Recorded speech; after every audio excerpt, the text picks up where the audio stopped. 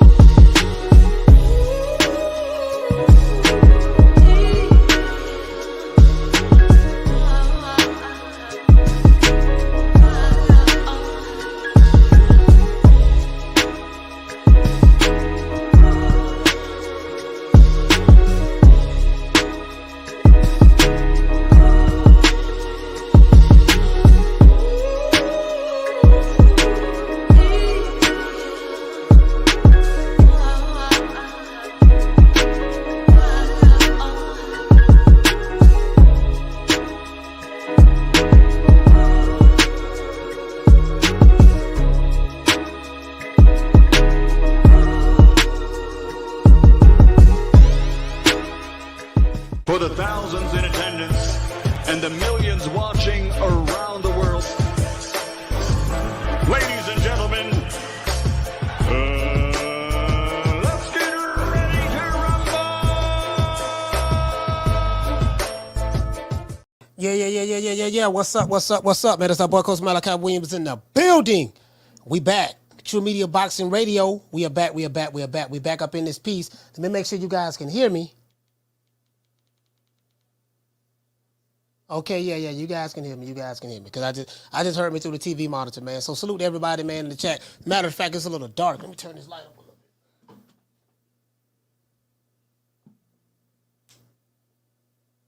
bit. All right, there you go. There it goes, a little bit more light right there. You know what I mean? Salute to everybody in the chat, man. Let's give everybody that's here a round of applause. Yeah, man, I had to turn the light up a little bit. You know what I mean, man? So yesterday we had a good show, man. Shout out to my man Jules, man. Hey, that show was a classic. I'm gonna re-air that interview. I'm gonna actually edit. I'm gonna edit that today and just drop that interview there alone with Jules. Yeah, I can't even say it. No, it wasn't even an interview. It was it wasn't an interview. It was just a joint show. It wasn't an interview. I just thought about that. It wasn't no interview. We just did a show together. You know what I mean? Like I really enjoyed that. And I'm looking for some other content creators, man. I'm gonna hit up quite a few of them. Who I was available, when they can. I hit up some ladies. I hit up Goodfella. No, I gotta hit up Goodfella. I gotta hit up who else? Odie Loke. Just a whole lot of people, man. I have blood on here in the blood to be on here Thursday. So I gotta write a list down. Because I'm high, I can't remember everybody, man. But anyway, but you get what I'm saying, though. I'm kind of on the stickiest of the icky, man. So right now, man, right now it is what it is. The stickiest of the icky. You want to smoke with the old boy Rick James? My short-term memory ain't good. My long-term memory good though. My long-term memory, oh boy, listen, but I remember something. But I can tell you what I did. Matter of fact, of course I'm being facetious, but my long-term memory is so good that I can tell you what I did. In the summer of 1979, 12:30 in the afternoon, whatever day that fell on, but we'll just say on a Saturday at the park. True. Back in 79, see, you jitterboys don't know that about 79. You get what I'm saying? Hey, let's get into the show. These jitterboys don't know that about 79. Yeah, see, back in 79, jitterboys, see how I was, see, you know what I mean? Jitterboy, you don't know that, you don't know nothing about that there, jitterboy. That was before your time right there.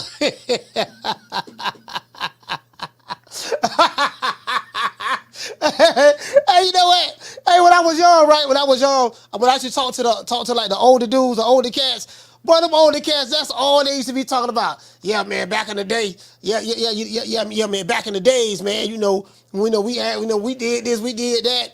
And hey, I used to be the young nigga always laughing at them, right? Like, man, these niggas always holler about that back in the day shit, what they did back in 79 and 80 and 81. Nobody hear all that old ass shit. It's a new game now. Ain't nobody doing that no more, right? Now, guess what? I'm the old nigga doing the same thing. True. Hey, 30, what is it, 37, 36, 35, 36 years later, I'm doing the same thing. You know what I mean? So, anyways, let's get into the show. Now, we had a couple of calls yesterday that really, really intrigued me, right? Really, really intrigued. Hey, shout out to Goddess. Goddess, what's going on, sis?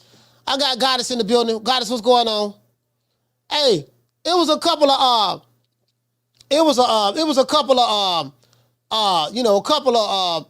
calls that came in yesterday, right?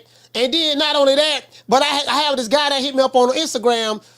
We did the show yesterday, but he left a message and he said something of the sort the way he felt that, Deontay Wilder took something out of Fury, and that's why he didn't look good against Ngannou and all that stuff there. I'm like, okay, cool. I wasn't tying the two together. Then so this is what's actually going on, like for real. You know what I mean?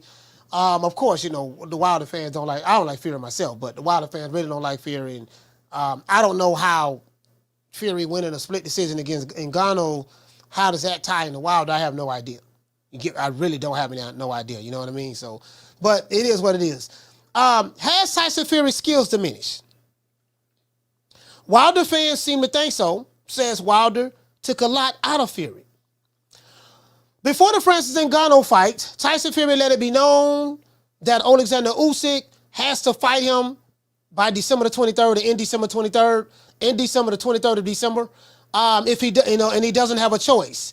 And I'm going to pivot back into the topic of the show. He said that it's a signed contract. If Usyk doesn't fight him, and this is going to be relative to what I'm talking about today, if Usyk doesn't fight Fury per the contract, he'll get sued.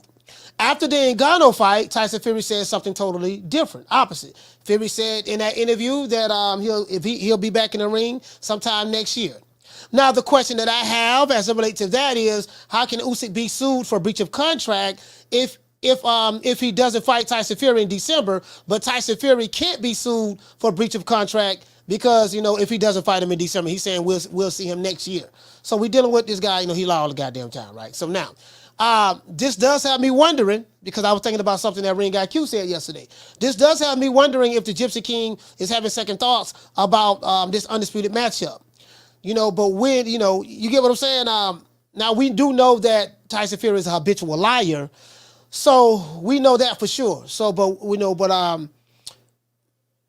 we really can't, based on that, we really can't be sure if this fight is going to go down or not with him and Usyk. But I will say this. Since the Francis Ngannou fights, calls that came yesterday, a couple of people leaving me messages on the thumbnail that I put up on Instagram.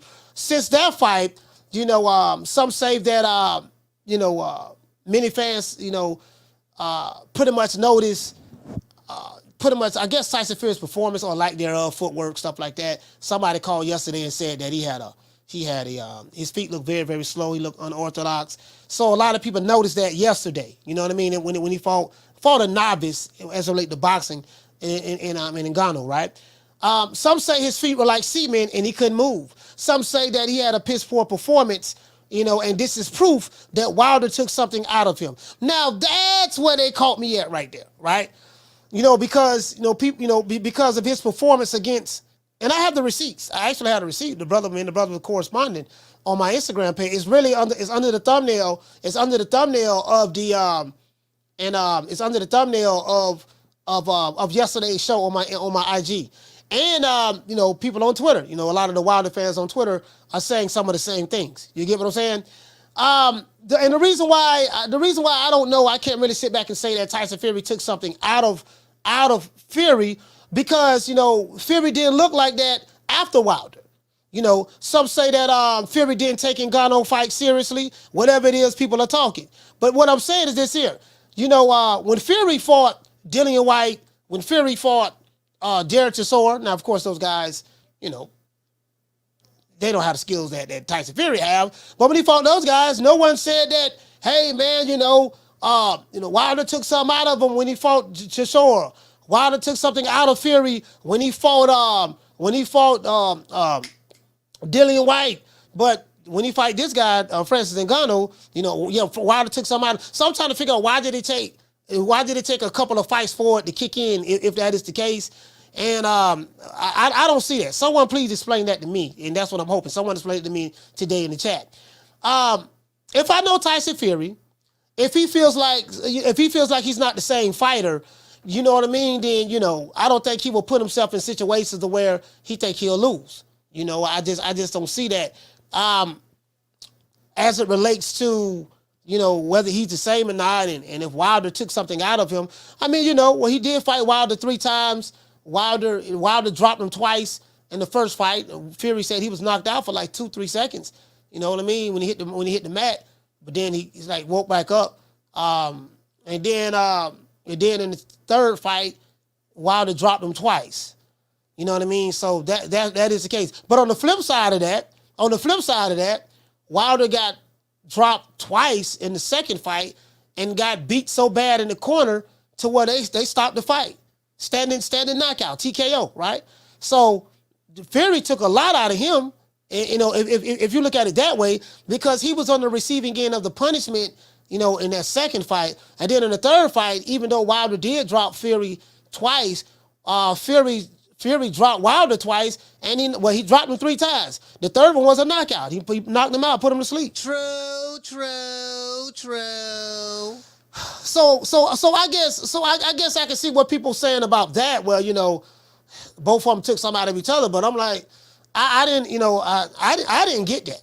I'm just being honest with you. I didn't get that at all. You know what I mean? Do you guys think that Wilder fans have a point, or do you think that they are reaching and hating on the Gypsy King? Hate, like, share, subscribe. Let's give everybody that's here a round of applause.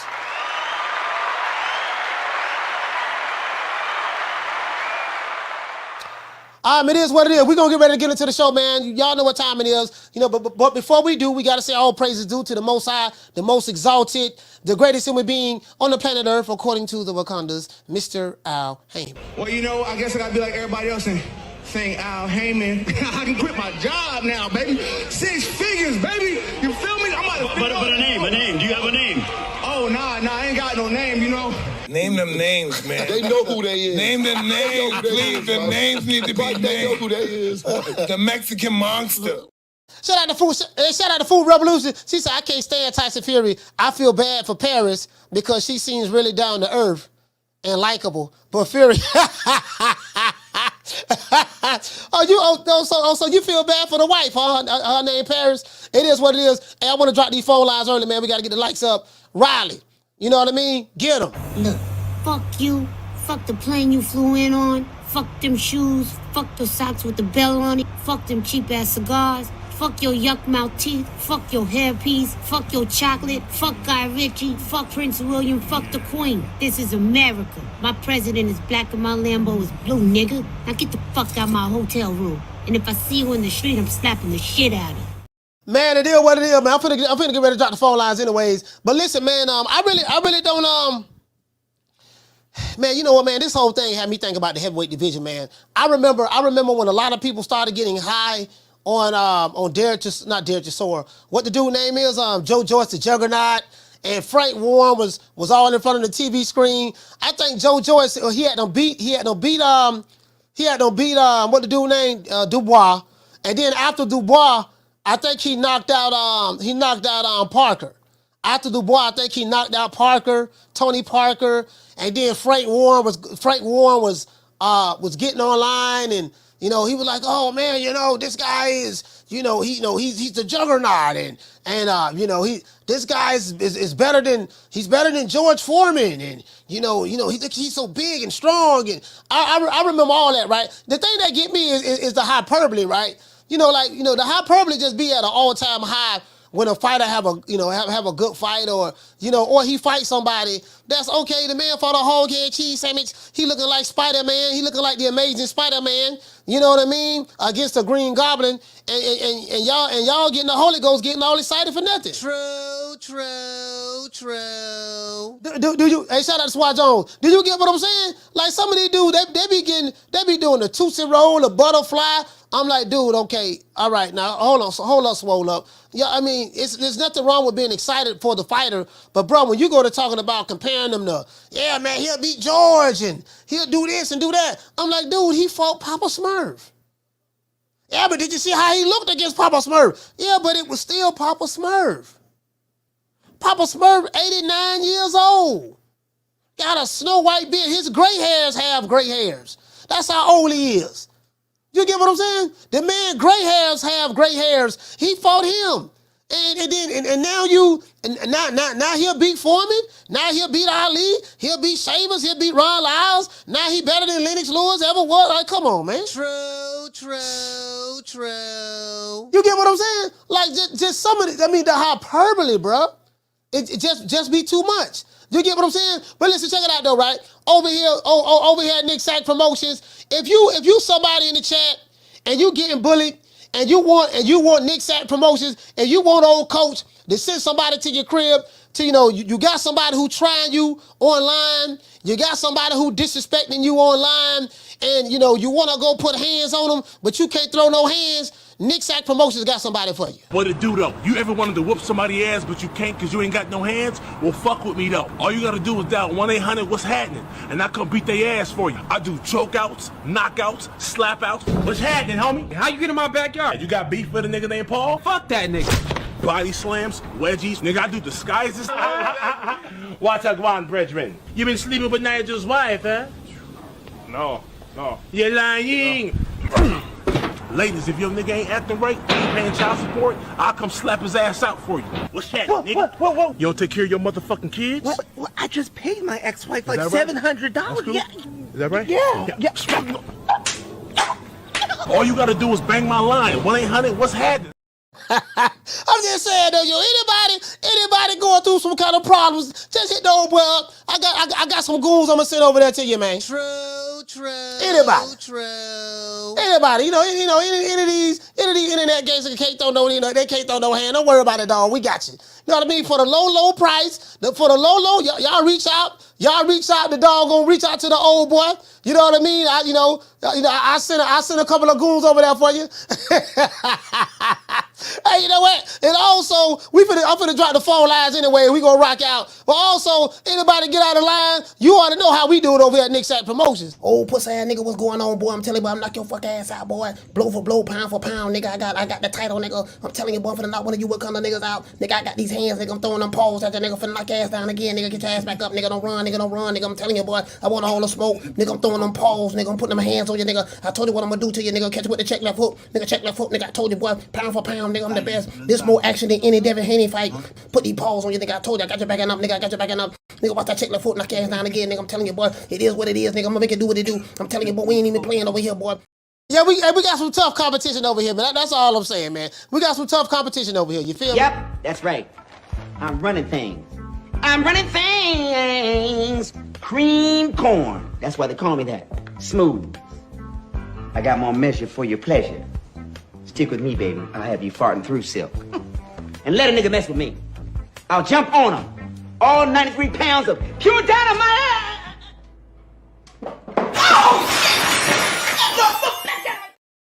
Phone lines from the drop. Shout out to Gloria Day and the fabulous Set Trips. Gloria Day and the Set Trips. These niggas don't play. We don't play. You ain't heard, they be tripping. We be tripping. So they swerving on. No faking and no snitching. And repping hard for the set. Oh, mamas, it ain't no lie.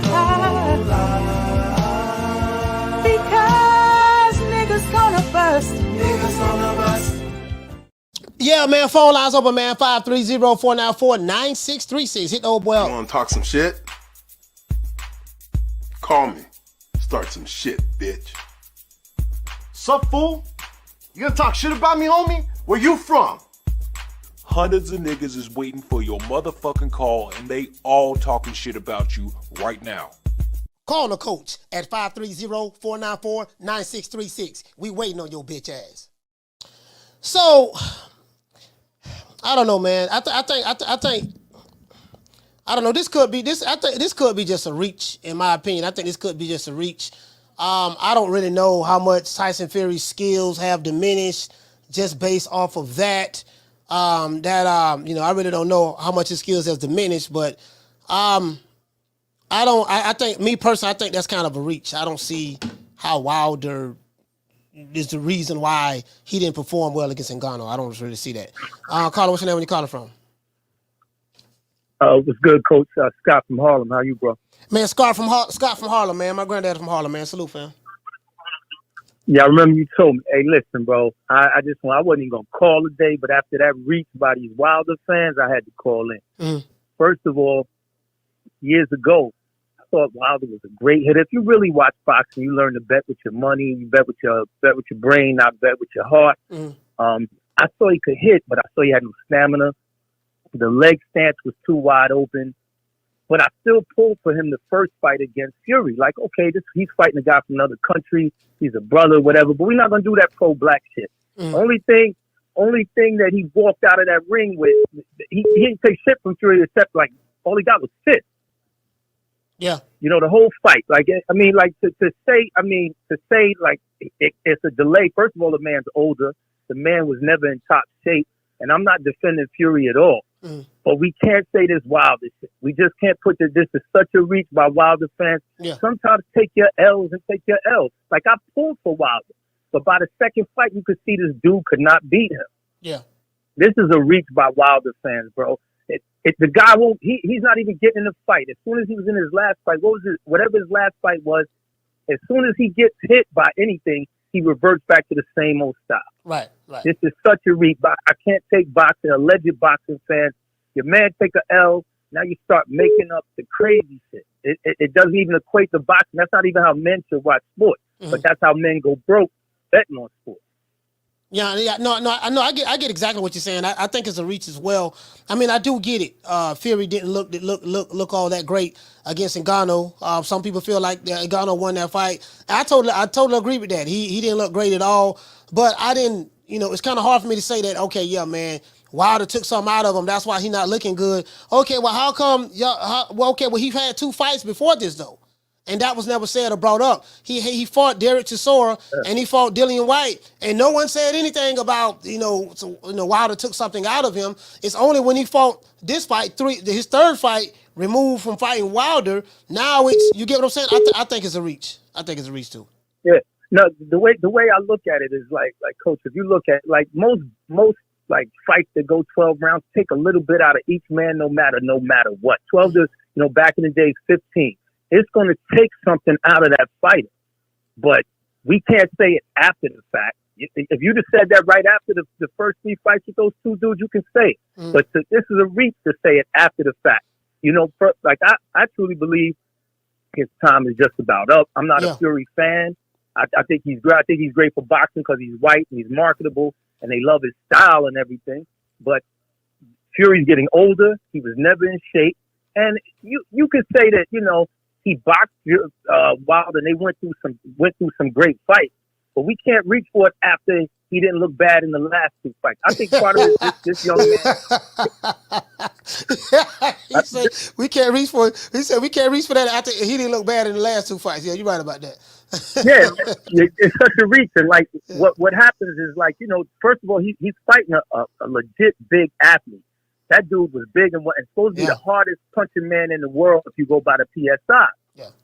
So I understand, but also too, Fury's getting older. Yeah. And I think it's either going to turn into Fury's either going to walk away, or he's going to fight Usyk. It's one of the two because I think he's realized his time is about up. But we can't reach for it with a man that's damn near 40. We can't reach for it and say, all right, yeah, well, it's because of Wilder. So what's Wilder doing?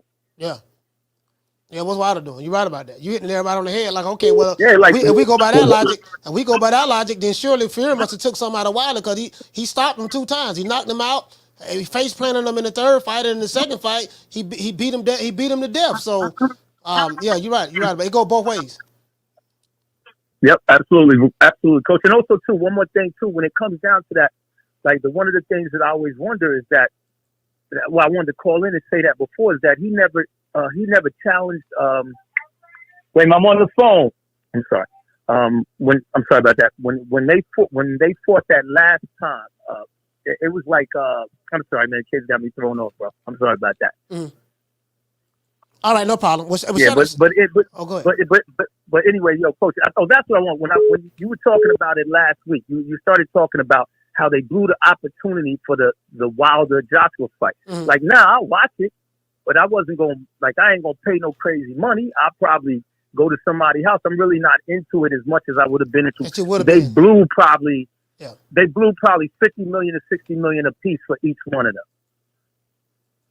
Yeah, salute, man. All right, but shout out to Scott from Harlem, man. Salute, fam. Yeah,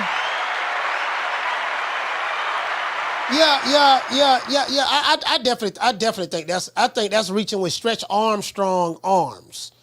And some of you kids probably don't know who Stretch Armstrong. Well, y'all know who Stretch Armstrong is for the Fantastic Four. Like that's a reach. You get what I'm saying?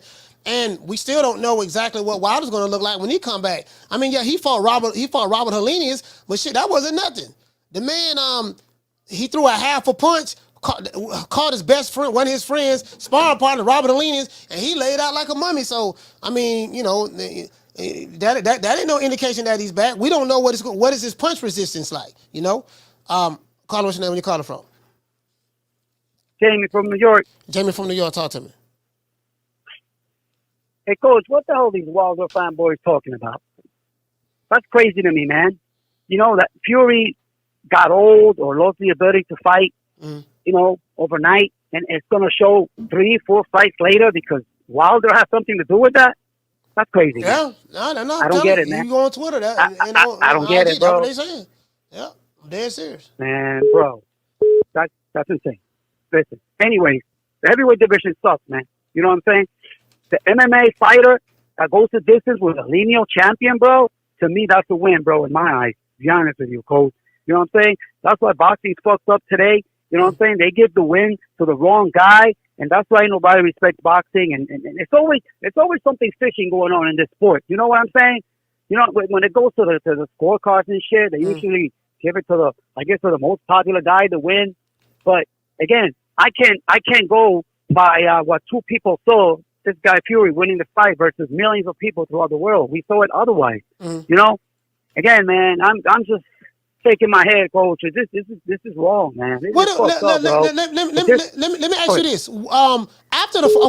Before the fight, Fury said that he's fighting Usyk. Usyk has to fight by December 23rd. If Usyk don't fight him, try to get out of it, he'll get sued for breach of contract. But now after the Ngannou fight, Fury said, "I'll see you guys next year." You get what I'm saying? Yeah, that's wild, Coach. Yeah, you know, again, Tyson Fury is no, I get it. I was thinking about that because I heard him say that somewhere. It's like, dude, so those rules don't apply to you? No. Your contract is different? No. I don't get it, man. Usyk wants all the smoke, man. No excuses. Fight the man in December like you intended to. Yeah. That's my call, Coach. Have a good day, brother. All right, salute, fam. Shout out to James from New York. Yeah, man. You know, I'm just, you know, I'm like this. I'm like, look here, man. Okay, you know, I really don't know exactly. Hold on. And then I'm not one of the people that's saying that. Okay, yeah, man. You know, the heavyweight division is, you know, is. I'll tell y'all about it. Hold on. Carla, what's your name? Where you calling from? Shiver me timber. This nigga Gypsy King. How dare you talk bad about me? I was born on December 25th. The fame of my Lord and Savior Jesus Christ. And the wise man came around and said, this is going to be a fighting man. Nobody has ever seen the life of a fighting man like me. No one can defeat me. I am the greatest. It's John L. Sullivan. The lineage is fighting in my blood. What's up, Coach? You go there, man. Coach Eddie, what's going on? God damn. Hey, every time I hear Tyson Fury talk, man, I go to think about what the movie was, The Leprechaun. I think about the Leprechaun. You know, I think about the Pirates of the Caribbean. Pirates of the Caribbean. I'm like, God, he sounds just like that dude, Captain Hook. He sounds just like Captain Hook on Pirates of the Caribbean. Like, you know, that's what I think about. But Coach Eddie, talk to me. Man, that's man foolish. Hey, Coach, like you say, I was up on a line for about 4 hours arguing with some jitterbugs, trying to tell him how Tyson Fury was a hype job. He's just a figment of everybody's imagination, but they didn't want to listen to me. Not true enough. Are you hating, brother? Are you hating? Because there's some Fury fans, you know, they're gonna feel like you just hating on the Gypsy King because he's the baddest man on the planet. You know, and you know, there's not a man that comes from his pappy's loins that can beat him, and he'll beat Ali in his prime. He'll beat Foreman. He'll beat Larry Holmes, Lennox Lewis. So some of those out there, they feel kind of, you don't know if you want to offend. Yeah, Coach, man. See, I was arguing with them jiggerbugs, man. I said, they said, top Tyson Fury #1. I said, I got Tyson Fury in my top 30. He said, you can't name nobody that can beat him. I just went down the list, man. I said, goddamn, Tony Tucker would have beat him. Miss Blood Green would have beat him, man. That dude ain't all that, but Tim Witherspoon. Tim Witherspoon. Yeah. You know, because goddamn Carter True Williams, Larry Holmes, Muhammad Ali, all them guys would have smoked him. Larry Ray Mercer. I was goddamn determined to Duke Morrison if I would have got him, man. Ray Mercer, God. Ray Mercer a different era. Ooh, Lord, Ray Mercer wasn't no joke, man. Ray Mercer had a granite chin, was tough as nails, boy. Lord, boy. Tony TNT Tucker, man. I thought Ray Mercer beat Lennox. It was a close fight. It was a real close fight, but I kind of like, no, man. You know, Ray. Listen, man, Ray. But yeah, don't get me started. But go ahead. Yeah, like I say, to the point though, those trilogy. I mean, yeah, they do take something out of you. You know, don't get me wrong. The Ali, them Joe Frazier, Ali fights, and they kind of killed each other. You know, Holyfield and Riddick Bowe. You know, they took a lot out of each other. Yeah. But Tyson Fury, not on top of that, he don't live a clean life. So he already fighting these tough fights with Wilder, and then not on that, he running around drinking. He blowing up in between weight and blowing up, you know, put on a lot of weight and have to lose it real quick. So his lifestyle, along with all the years of boxing, and plus you getting older, you know, sometimes your skills start to erode. But either way, I don't think he was that good from the start. I just think he was kind of like everybody that jumped on the wave. But he was a big guy. He never defended none of his titles. He ducked the smoke with Klitschko in the rematch. You know, just went on the drinking bench and started snorting cocaine and drinking. He never was a fighting man. He's not a fighting man, Coach. He defended his title. He defended his titles though. He defended his titles against Derek Chisora and Dillian White. You know, after he beat Wilder, he did. Yeah, he already fought them guys though, Coach. Yeah, then he already fought. They just over 3 times. Then he just defended his title against Ngannou. I don't know if that was up. Was that up? Was that up? Was that title up? Was it? Nah. Oh, okay. I thought it was up. All right. Well, I mean, you know, yeah, I don't know, man. I don't know, man. I just want to see undisputed. You know, could it be that? So you feel that Wilder took something out of Tyson Fury?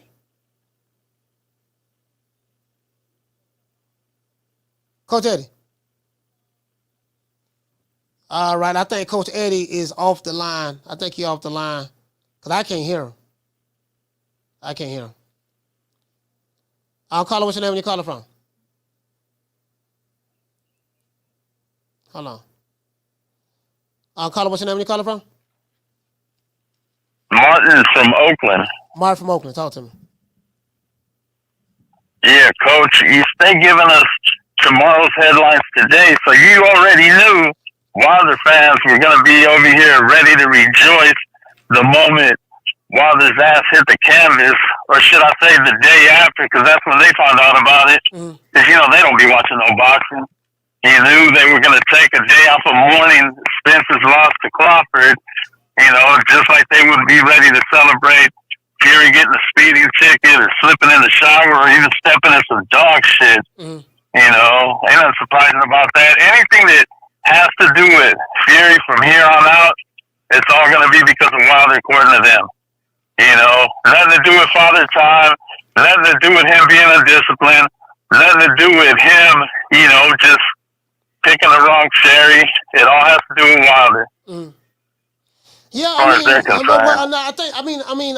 I mean, me personally, I think it's a reach, but I do kind of get it. Both these guys had 3 fights. The first fight, Wilder, dropped Fury twice. The last one was a vicious. Fury even said he was knocked out till his head hit the canvas and he woke back up. But and then of course Fury steamrolled him the second fight, and in the third fight, Fury dropped him twice, and then Wilder came back and dropped Fury. You know what? Out of the 3 fights that Wilder and Fury had, to be honest, the third fight to me was the best fight. The third fight was the best fight. Oh, of course. Both of them looked like they was tired and exhausted. It just looked like that Fury was just more conditioned than Wilder. It looked like when Wilder dropped Fury those 2 times, one time it looked like he just, I don't know if he wanted to get back up or not, but then he got up and then he just went on he face planted him. I never forget the look that was on Telly's face. She had tears in her eyes. She was crying. Yeah. Wilder fell like a fucking tree. He caught him with an uppercut. And he had him in the headlock, and then he caught him with a left hook, and then he put his weight on him, and then he caught him with he caught him with a left hook, and then he hit him in the head with the uppercut, and then he came back with the doggone right hook, and he just fell like a tree on his face. I was like, man, damn. So I remember that like it was yesterday. I was like, man, well. That was a battle between both of those guys. Both of those guys took some hard shots, but I just don't see how that those 3 fights is the reason why he struggled against Ngannou. I don't see that, because now if he fought Ngannou or he struggled like that right after fighting Wilder in his next fight, then I could say okay, cool. But he had 2 fights after Wilder, and he looked fine. You know what I mean? So. Exactly. Yeah. But shout out to Marty from Oakland, man. Salute, fam.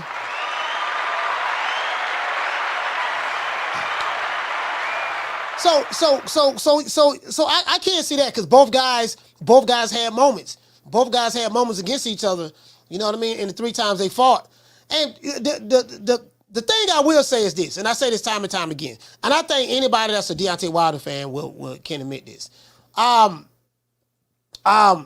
But truth be told, now it's one thing that Tyson Fury fans will have to admit, that Wilder is the one that brought Fury back. He the one that brought him back, made him back popping.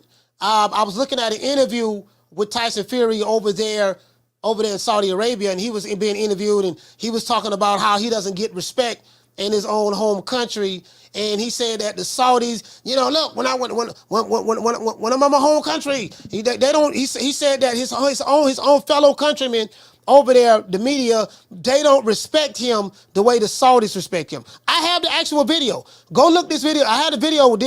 He's talking about how he didn't get the respect back home. How the Saudis did. He said they treat me like a king over here. He said what's the name was. Prince Turkey or King Turkey. I think it's a guy named King Turkey or whatever. King Turkey, they roll out the red carpet for the Gypsy King, but he can't get that love over there where he's from. And I think what it is because he's so much of a liar and a bullshitter, and everybody know that he's fake. You know what I mean? That they won't even respect him. The way he feel like he should be respected in his own country. Now in his. Where the part of the UK where he's from, they love him there. Of course they love him there. You know what I mean? And they travel deep. They travel deep now. When Fury fight in America, they traveling. And I will say that. That's one thing I will say about the Brits, boy. The Brits gonna get on that plane and they gonna fly to support their fighter. I will say that. They're gonna do that now, for real. True. But Wilder is the one that brought Fury back. Don't ever forget. When I found you, you was strung out on coke. When I found you, you was like a big house, contemplating about killing yourself. So don't you ever forget who brought you to big time boxing. I drugged you back. I brought you back. I provided food and put food on your table for your family to eat. And I'm doing it for the second time. So don't you ever forget that. You get what I'm saying? I mean, that's just what it is. That's the truth. Hey, that's the truth there. You just sit here, you don't know what I'm talking about? Hey, so, I think, why, you know what, man? You know what? I think Wilder regret that now, though. All jokes aside, I know they made their money, but I think he regret that. Like, man, cause you know what? I listen. I get it. I do get it. I get it. Wilder couldn't make the deal work. Him and Anthony Joshua, for whatever the reason may be, Wilder and Joshua couldn't make that fight happen. We do know that Shelly Finkel said that, hey, they turned down the $100 million from the zone. He said that, threat them, 3-fight deal, $100 million. So we know all that, right? Why did he turn the money down? I have no idea, because he didn't make $100 million fighting. He didn't make, let's see, bam. Yeah, actually the two fights, the two Joshua fights, he still ended up making more money than he did when he fought Fury. But that's neither here nor there. That's neither here nor there.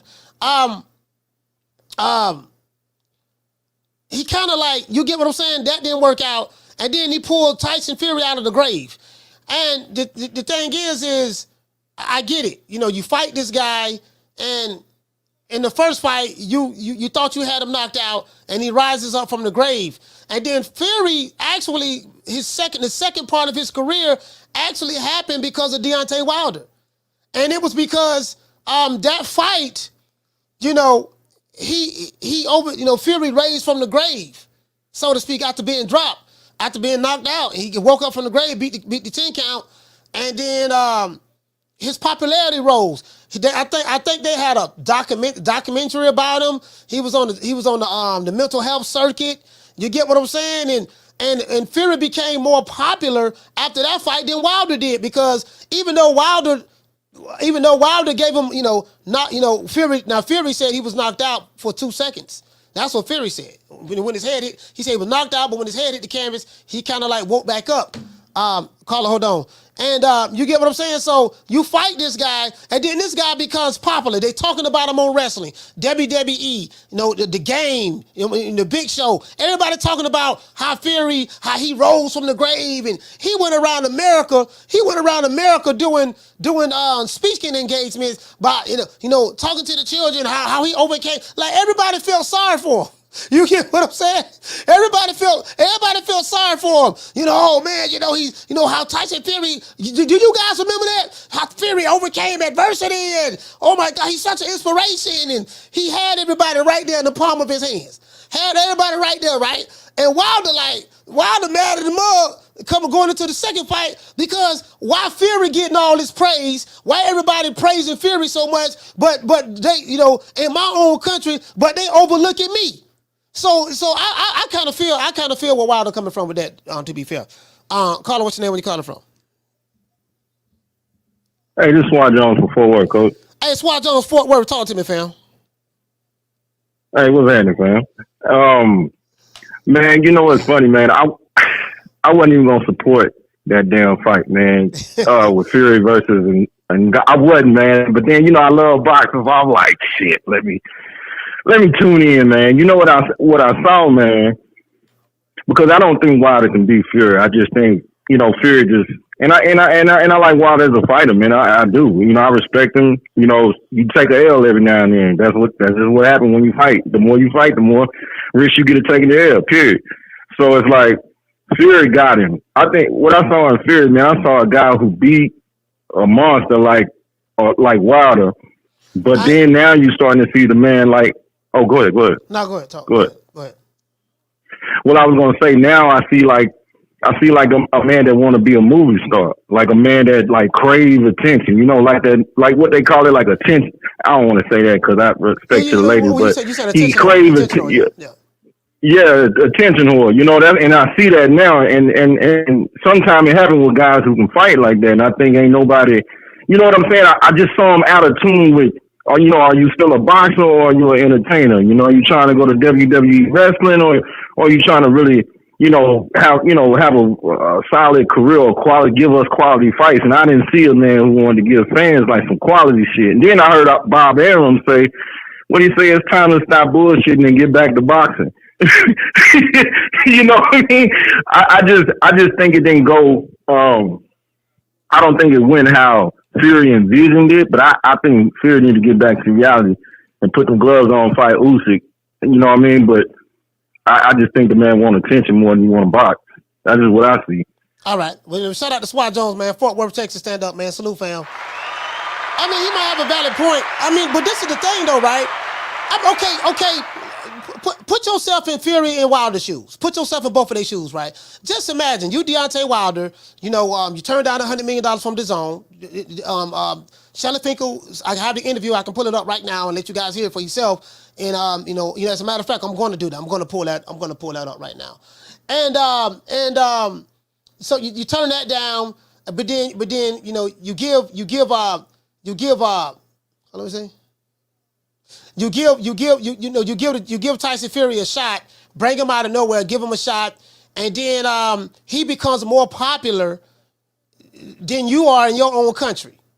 And everybody in the country is sympathizing with Fury. Oh, he overcame mental health. He had suicidal thoughts and this and that, and he was in depression. And this man went on a sympathy tour, bro. He made more money. I think he made more money going on tour in America. And he got the documentary. Everybody was feeling sorry for him. It was a great comeback story. It was a great underdog comeback story, right? And then now it's like the thrill is gone. Wilder, man, I don't know. Just put yourself in Wilder's shoes. Wilder, man, how y'all falling for that? How y'all falling? You know, Carla, hold on. How y'all falling for that? He was on booger sugar when I found him. He was contemplating suicide. You know, he was 700 pounds. You know, I'm the one come from Alabama. I'm the one that started boxing. I'm the one started boxing because I wanted to feed my daughter. I'm the one that came from nothing. I'm the one that have nothing, right? And y'all don't show me that kind of love, but y'all let a foreigner come over here. I knock him out. He wake up from the grave, and y'all showing him more love than y'all showing me. So I hear Wilder position. True. So I get my Wilder, man. And then Fury happy because in the UK they was killing Fury. He was a drug cheat. He was a cokehead. He was undisciplined, fat, not out of shape. You beat Vladimir Klitschko in a snooze fest, jab and grab fight. His homeland, they don't even respect him over there outside of his fans. That's from the city he's from. They don't even respect him like that over there. And that's what he was complaining about, you know, to the Sheik. So he come to America, and the Americans embrace him with open arms. True. Man, boy. Carla, what's your name? You calling from? Man, what's up, Coach? You already know it's inevitable. It's D Block, D Town, D City, D-Ville, Baltimore. D Block, talk to me. I'm gonna say something about it, Coach. I mean, I think Tyson Fury, is he diminished? I don't think he's diminished. I just think he didn't take the fight serious. I mean, I've been a Tyson Fury fan ever since he shocked the world. He shocked the world. He beat Deontay Wilder for a reason. He beat him, and Deontay can say he put him to sleep like the Undertaker, like they say. Yeah. But he put Wilder to sleep. That's what happened. Wilder didn't wake back up. He didn't come back up to fight. His ass was on a snooze fest. And guess what happened? Where's Wilder at now? He ain't nowhere. Tyson Fury's still making noise. And it, you know, good or bad. What they say, Coach, good or bad news is always good. I mean, that's just the way it is.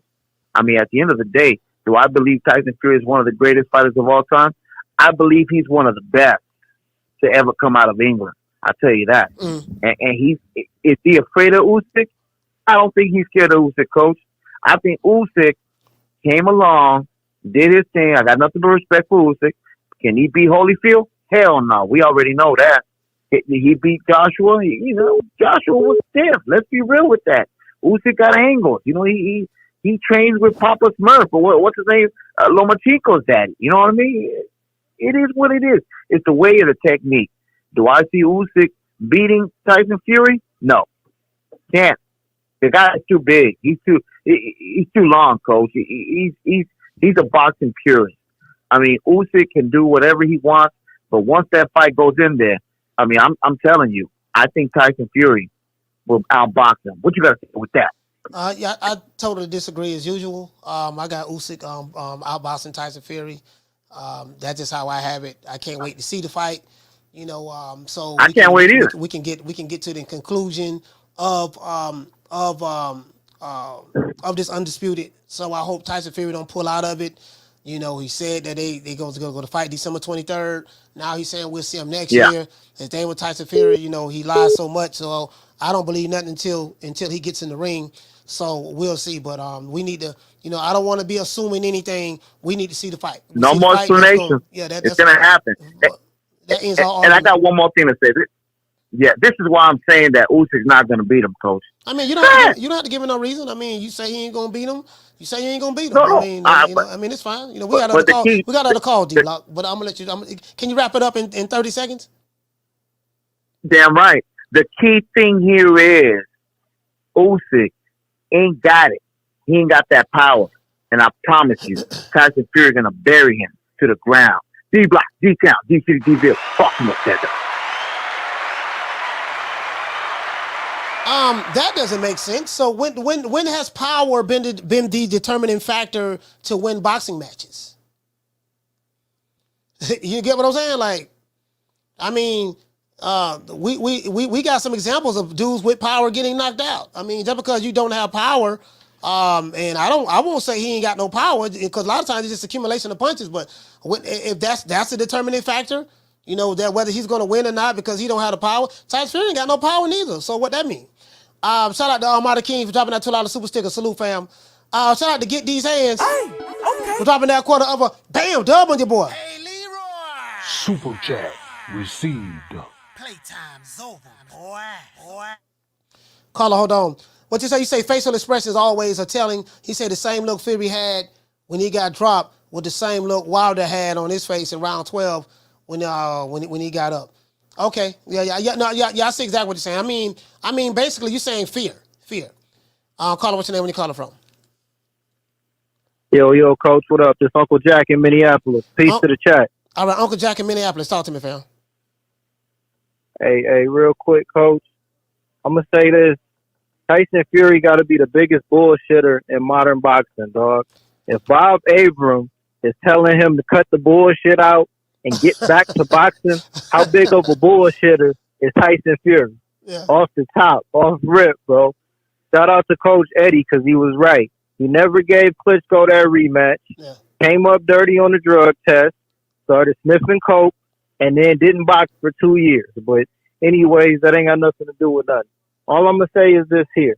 Don't believe him and Usyk are going to fight until that motherfucking bell rings. Between now and then, I don't believe a word that comes out of that damn camp. Most likely, they probably going to do a rematch with Ngannou before they do anything else. What do you think about that, Coach? You know what, man? Ring IQ said that yesterday, man. And to me, that seemed kind of far-fetched at first. But again, when I think about Tyson Fury, man, you know what? It's one thing I've always learned, bro. You know, like, this guy is a compulsive liar, so you can't believe nothing he say out of his mouth. And I said before, I won't believe that this fight is actually happening between Fury and Usyk until I physically see Tyson Fury in the ring.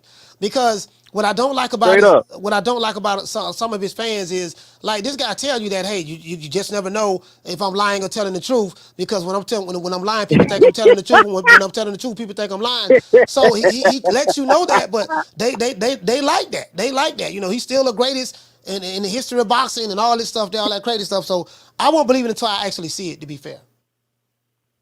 Hey, real talk. All I'm going to say on the way out is this right here. The Klitschko brothers are probably the most boring heavyweight champions in the history of that division. But when it came down to fighting and getting in the ring and defending the motherfucking belt, the Klitschko brothers fought. That's more than what I can say for Tyson Fury right now. Yeah. I got you. They fought. I got you. You know what? Now Vitaly didn't fight like Vladimir. Vitaly, yeah, I think Vitaly was the better of the two brothers. I think he had more of a friendly style, but a little bit more, but definitely Vladimir. But Vladimir, oh my God, Klitschko, my God, that dude there, man, jab and grab. You know, jab and grab. Bro, I mean, and then when Tyson Fury beat him, he was out jabbing and grabbing him. Pap catch him with a two-piece. Then when they get close, he grab him. All right, the referee break it up. Pap catch him with another two-piece. Referee break it up. And I'm like, man, bro, it was the worst by far, bro, this had to be the worst championship fights I have ever seen in my life. Oh, man, real talk. Hey, but I'm out of here. All right, shout out to Uncle Peace. Jack. Salute. I'm like, damn, my nigga, like this what this going. Hey, you know what?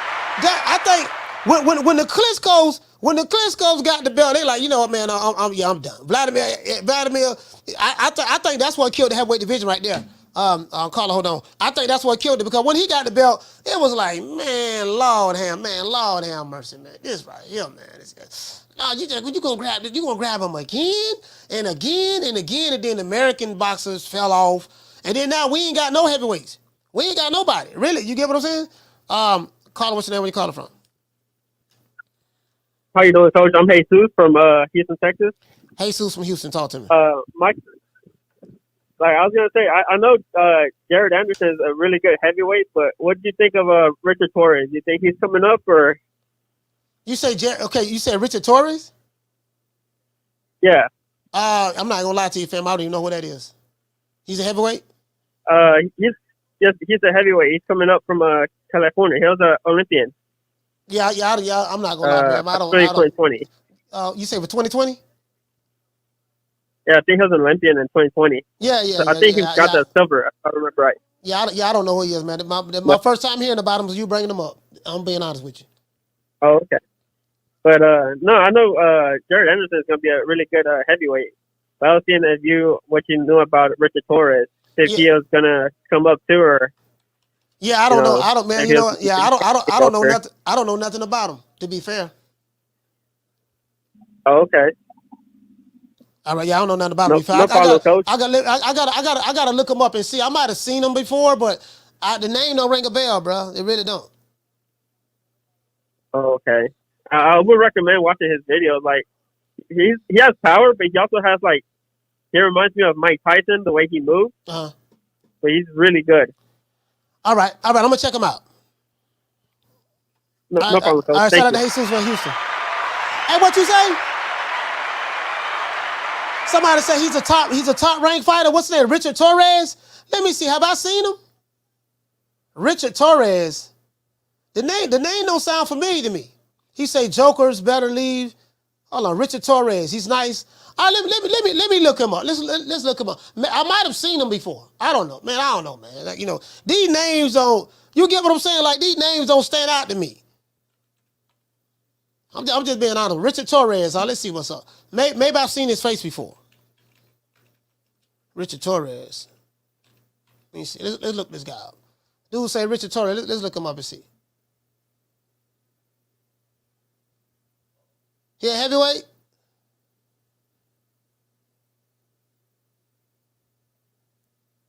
Is he he's on top rank. Richard Torres. No, that's Richard Towers. Richard Torres. What okay, here. I think this him right here. Oh, you talking about this dude right here? Oh, man. Boy, hush. Hold on. This who y'all talking about? Wait a minute, bro. Hold on.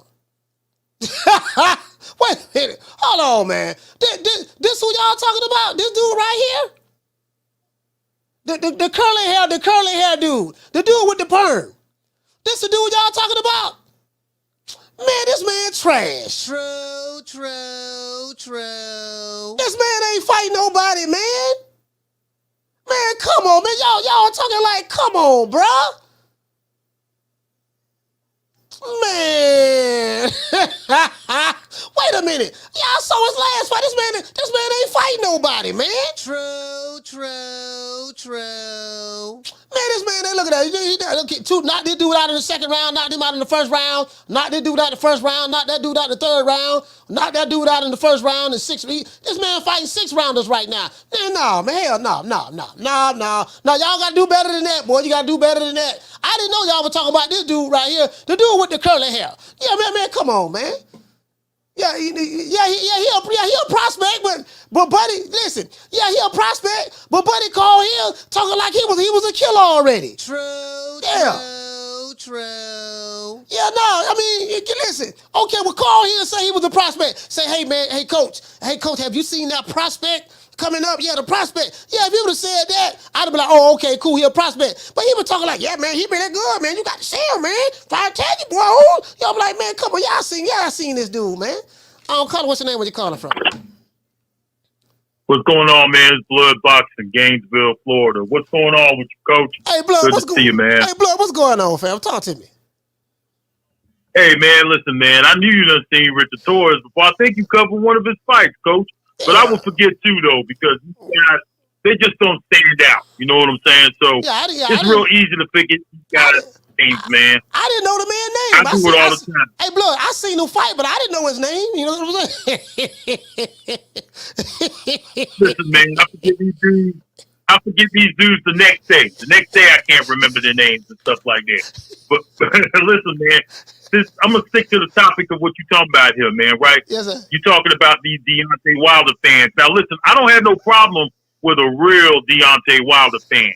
It's the extreme fanboys of Deontay Wilder or any other fighter that I don't really like. I really don't like these guys. I don't hate nobody, but I just don't like them, right? Because it shouldn't be the man's character, the fanboy behind another man like that and call him king and do all that kind of stuff like that, especially older niggas. This nigga was born in 1986 and y'all going around here born in the early 70s calling some little boy king and all that kind of stuff. I don't respect that. But anyways, man, here's the four things that these guys been saying, these busters been saying that I think is totally out of hand, right? The first one they've been saying is that Wilder ruined Tyson Fury, which is stupid because like you said, Tyson Fury had a couple of fights after that. So they don't got shit to do with Wilder. The second one is this proves Wilder was cheated because Ngannou did good. Now all of a sudden this proves that Wilder was cheated. That don't mean that Wilder was cheated because Ngannou did good, right? You guys said y'all were going to provide some evidence. Show us some motherfucking evidence or shut the fuck up.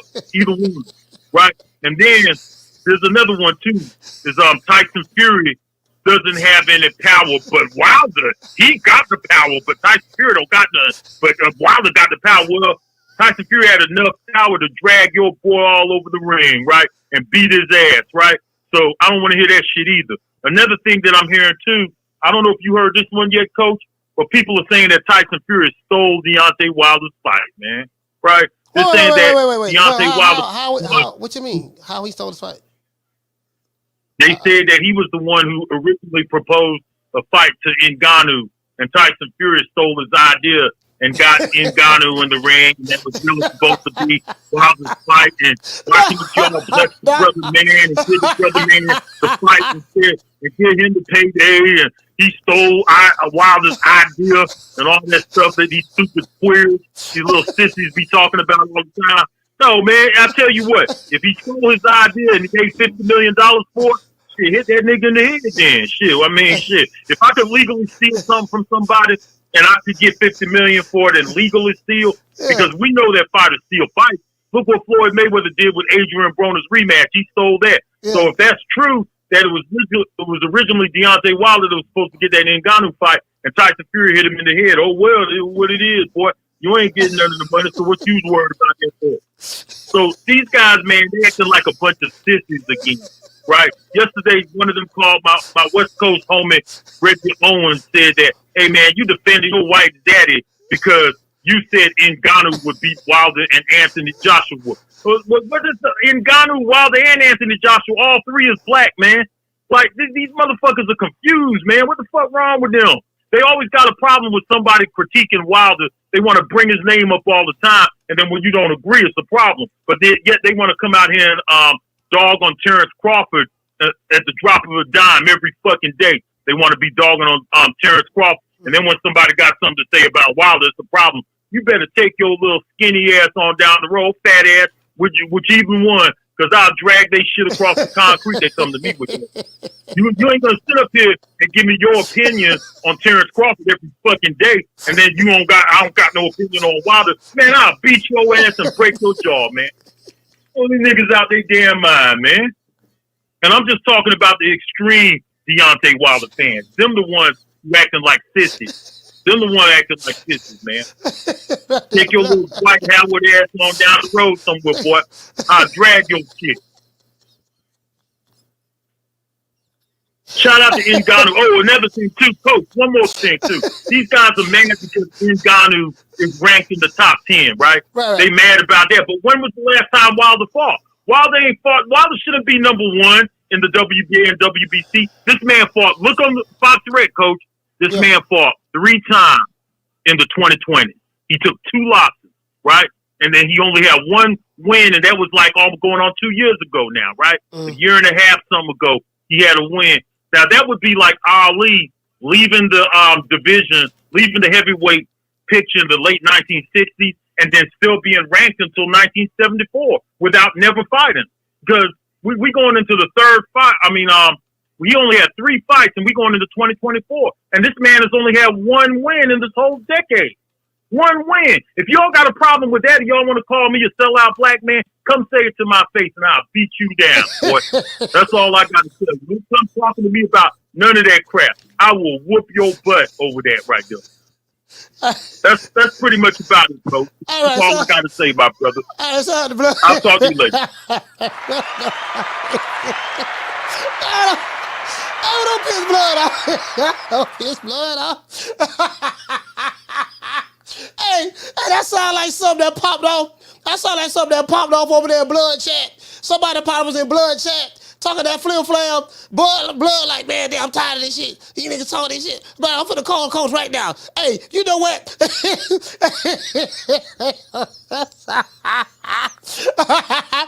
shout out to Sheila Johnson in the building. Shout out to Tila. Shout out to Food Revolution. Shout out to my sister Bless 365. Shout out to La Jessica. Shout out to Elena. Jackie Hernandez. Hey, I'm like, man. Hey, bro. Hey, that sound like some, you know, that sound like that was some, hey, he said he heard something over there on Reggie Owens' channel. Somebody called Reggie or somebody called somebody with a sellout or something. I'm like, man, he do. Hey, listen. Hey, Carla, hold on. I see a lot of these guys, when they be saying this stuff, they really don't know what they be saying. Like, they don't know what the definition mean of some of these words, some of these disparaging words, and they don't know which characters that, what to look out for that would fit these, you get what I'm saying? That fit these words. You know, they learn these things from Tariq and Umar and all these other guys in boxing who be saying it all the time. Nigga, you're a cool, you're a sellout, you're a Tommy, this and that. You know, it's hilarious to me. Carl, what's your name? Where you calling from? What's up, Coach? It's Martin from Jersey. Martin from Jersey, talk to me. What's up, Tyson Fury? I'm gonna tell you right now, Tyson Fury, underestimated this guy, and that's what happened. And this guy took the fight serious, but. That's not what he said. To be honest with you, there's no excuse for Tyson Fury. There's no excuse for him to be like, you know, because God forbid that would have been Anthony Joshua getting dropped by Ngannou. We would not be here in the last, especially Teddy Atlas. Teddy Atlas, I was watching his podcast today. He was over there niggas explaining why Tyson Fury looked so bad in that fight.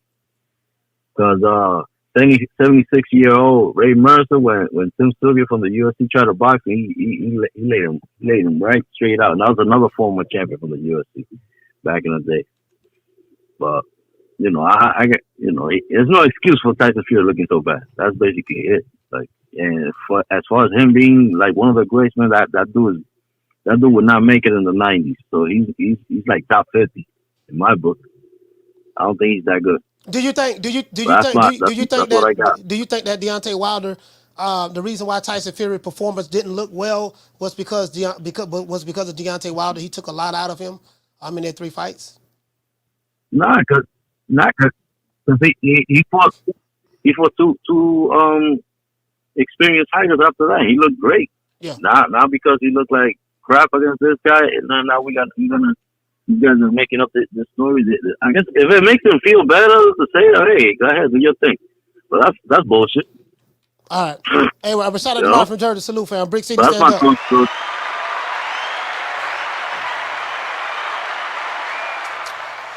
Now there is something that someone said. I think the reason why he didn't perform well as well. I think he took the fight serious. He did say he had a full training camp. I think he said he trained like 8-9 weeks. But I will say this: that guy. Now hold on, I'm gonna tell you guys something else. I remember I found a video today. This is what they were saying about Ngannou. Before he even went over there to fight in boxing, there was, as a matter of fact, shit, nothing beats receipts, right? Nothing beats receipts. I have it right here on the phone. Let me look at my history. This is it right here. This is what they were saying about Ngannou before he went in the boxing ring. Ngannou is a dangerous fighter, but he is not a boxer. He is one of the most feared fighters in the UFC, but boxing pros are not impressed with his skill level. He has been knocked down multiple times in his career, and he has been criticized for his lack of footwork and defense. Boxing pros believe that Ngannou would be exposed in a boxing match against a skilled opponent. He would be best served sticking to MMA, where his power and athleticism can be more effective. Now, this what they were saying. Now this came out probably like a year or so ago, right? This is what they were saying about him. Now, once he gets in the ring and he performed better than a lot of people thought he was going to perform, they're like, oh, now he's in the top 10 now, and he'll beat Wilder, he'll beat AJ, he'll beat this guy, he'll beat that guy. And I'm like, I mean, it doesn't work that way. To be fair. Hey, shout out to Martin Nash in the building. Martin Nash, what's going on, my brother? No, it doesn't work that way. You get what I'm saying? It doesn't work that way. And then the crazy part about it, you got people who are in boxing, the promoters and stuff like that. They talking this crazy stuff. Yeah, man, I'm just saying, boy, I'm trying to tell you. We know Mauricio Suleiman, we gonna put him in the top 10. Put him in the top 10 for what? I mean, I ain't hating on him. I'm not hating on him, but put him in the top 10 for what? Like, what did he do to get in the top 10? And listen, and I'm not mad that he's in the top 10. I'm just saying, like, tell me, what did he do? But Mauricio Suleiman said, we're going to put him in the top 10 because, quite frankly, he's better than a lot of those guys that's already there. True. He say, hey Mark, that's salute for, hey Mark, we got to do a show, man. I'm glad you came on here, man. I gotta get you on the show. I had Jules on the show yesterday, Ring IQ. I don't have D Style. I gotta get some of the ladies on here who have who have channels, and then I gotta get you on here too, Mark. Hey, but anyway, right? Check it out. Listen, so he say, hey, Bless. He say that the reason why we make it put Ngannou in the top 10 is because he's better than a lot of the guys that's already there. The man got an 0-1 record. He top 10.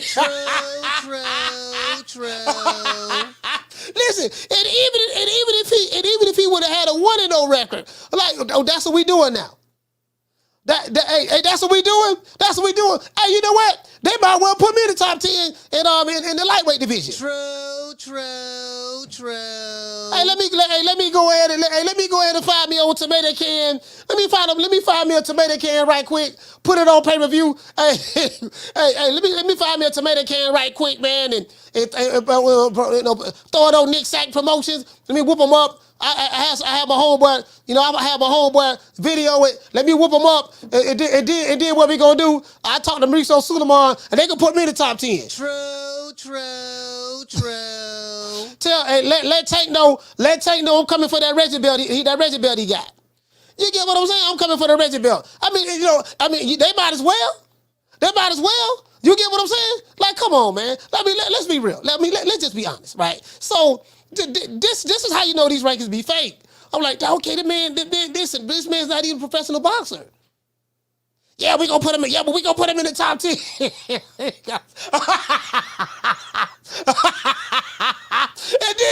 then you got the hyperbole. It's the hyperbole, bro. And then you got dude, the Mike Tysons, the other guys in boxing, the promoter, Frank Warren. Yes, I mean, oh my gosh, did you see the way he performed? I mean, he did a lot better than we thought he was gonna do. I mean, for Christ's sake, there's a bunch of guys in the top 10 that he would beat. He'll beat Joshua, he'll beat Wilder, he'll beat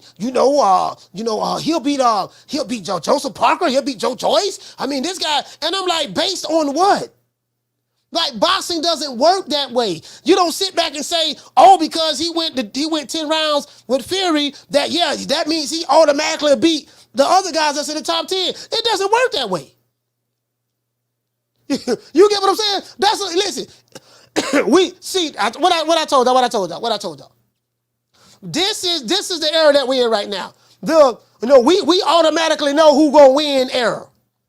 You get what I'm saying? We automatically know who gonna win era. That's it. We don't need to see that fight now because we already know Pope Chop Willie gonna whoop Hobo Sam now. Hobo Sam now. Hobo. He good. He all right now. But we automatically know what's gonna happen when he fight Pope Chop Willie. So how do you know that's gonna happen?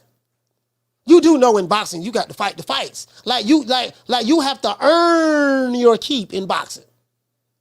You have to earn your keep. You don't say because you beat Pope Chop Willie that we automatically know Hobo Sam gonna get knocked out. It doesn't work that way. Hobo Sam 23-0 in the hood. Hobo Sam 23-0 in the hood. Now Pope Chop Willie, his fight game really ain't that strong. Pope Chop Willie 5-13 in the hood. You get what I'm saying? So it don't mean he gonna automatically whoop Hobo Sam now and show that big nuts a knockout artist. You get what I'm saying? And hog head cheese ain't nothing to be messed up with. We automatically know he gonna whoop Hobo Sam. He gonna whoop Pope Chop Willie. He gonna whoop Shaw that big nuts. You get what I'm saying? Come on, man. True. Yeah. We automatically know that what's gonna happen. They be killing me, dog. They be killing me with this here. We automatically know, huh? Caller, what's the name? Where you calling from? Coach, it's Jamie again. Jamie 2 times. Yes, sir. Did I hear you say Mauricio Sulaiman is about to rank this boy? No, he's ranked. No, he's ranked. Mauricio Sulaiman is ranking him in the top 10. I'm just waiting on them to update their website, the WBC website. That's what he said. Yeah. As a matter of fact, how, Coach? How? Hold on. Hold on. Let me pull it up. Damn. Let me pull it up. And why, bro? This guy didn't beat nobody. Yeah, shit. I don't get it, man. I mean, I get it. You know what I mean? He's very popular right now. He has a very, very popular. Yeah. His name. Oh, he's gonna get the fight. Yeah, he's gonna get the fight, Coach. But rank him, bro. That's. Oh man, I don't know what to say, man. Yeah, I mean, I don't know what to say, bro. Yeah, I mean, it is what it is. I mean, it's actually the business of boxing. And again, guess what? Yeah. You know what they're gonna do? They're gonna sell this everywhere. They're gonna be like, man, he dropped. This how it goes. He dropped the baddest man on the planet, the Gypsy King.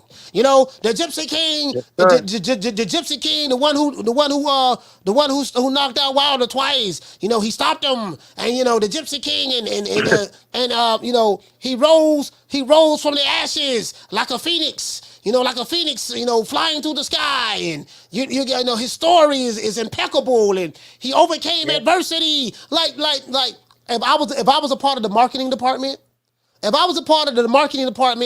Tyson Fury's team, I sit down and have a talk with him and say, look here, man, we got to. You had the people eating out of the palm of your hands when you beat Wilder, right? When you rose from the ashes, and then in the second fight you beat Wilder, you had to beat out of the palm of your hand. Now you went wrong somewhere. Everybody was feeling sorry for you. You was getting sympathy pussy. You was taking pictures with babies. You was taking. You was going to. You met the president. All of this. You went on a world tour. You get what I'm saying? And then now the people don't like you no more. So he need to hire me. If he can hire me, I think I can bring the people back to the essence of what they loved him for. Coach, you'll be great for the job, man. Believe me, you're a great speaker, man. You can do it, bro. I feel my money's on you, man. You can do it, bro. You can help that man out, bro, with his career. He ain't fighting, bro. He needs to do something, man. Get off the fucking couch and fight. No, he fight. So I got nothing to say, man. It's just wild, man. All this news that are, oh, man. All right, we shout out to Jamie, man. Bro. All right, salute, He's fam. another reason. Yes, all right, look, later, bro. Yeah. Hey, you know what? Hey, listen. Hey, Jessica. Hey, Jessica. Hey, listen. I don't care who the fight is, bro. If they hire me, I'm telling you. Like, listen.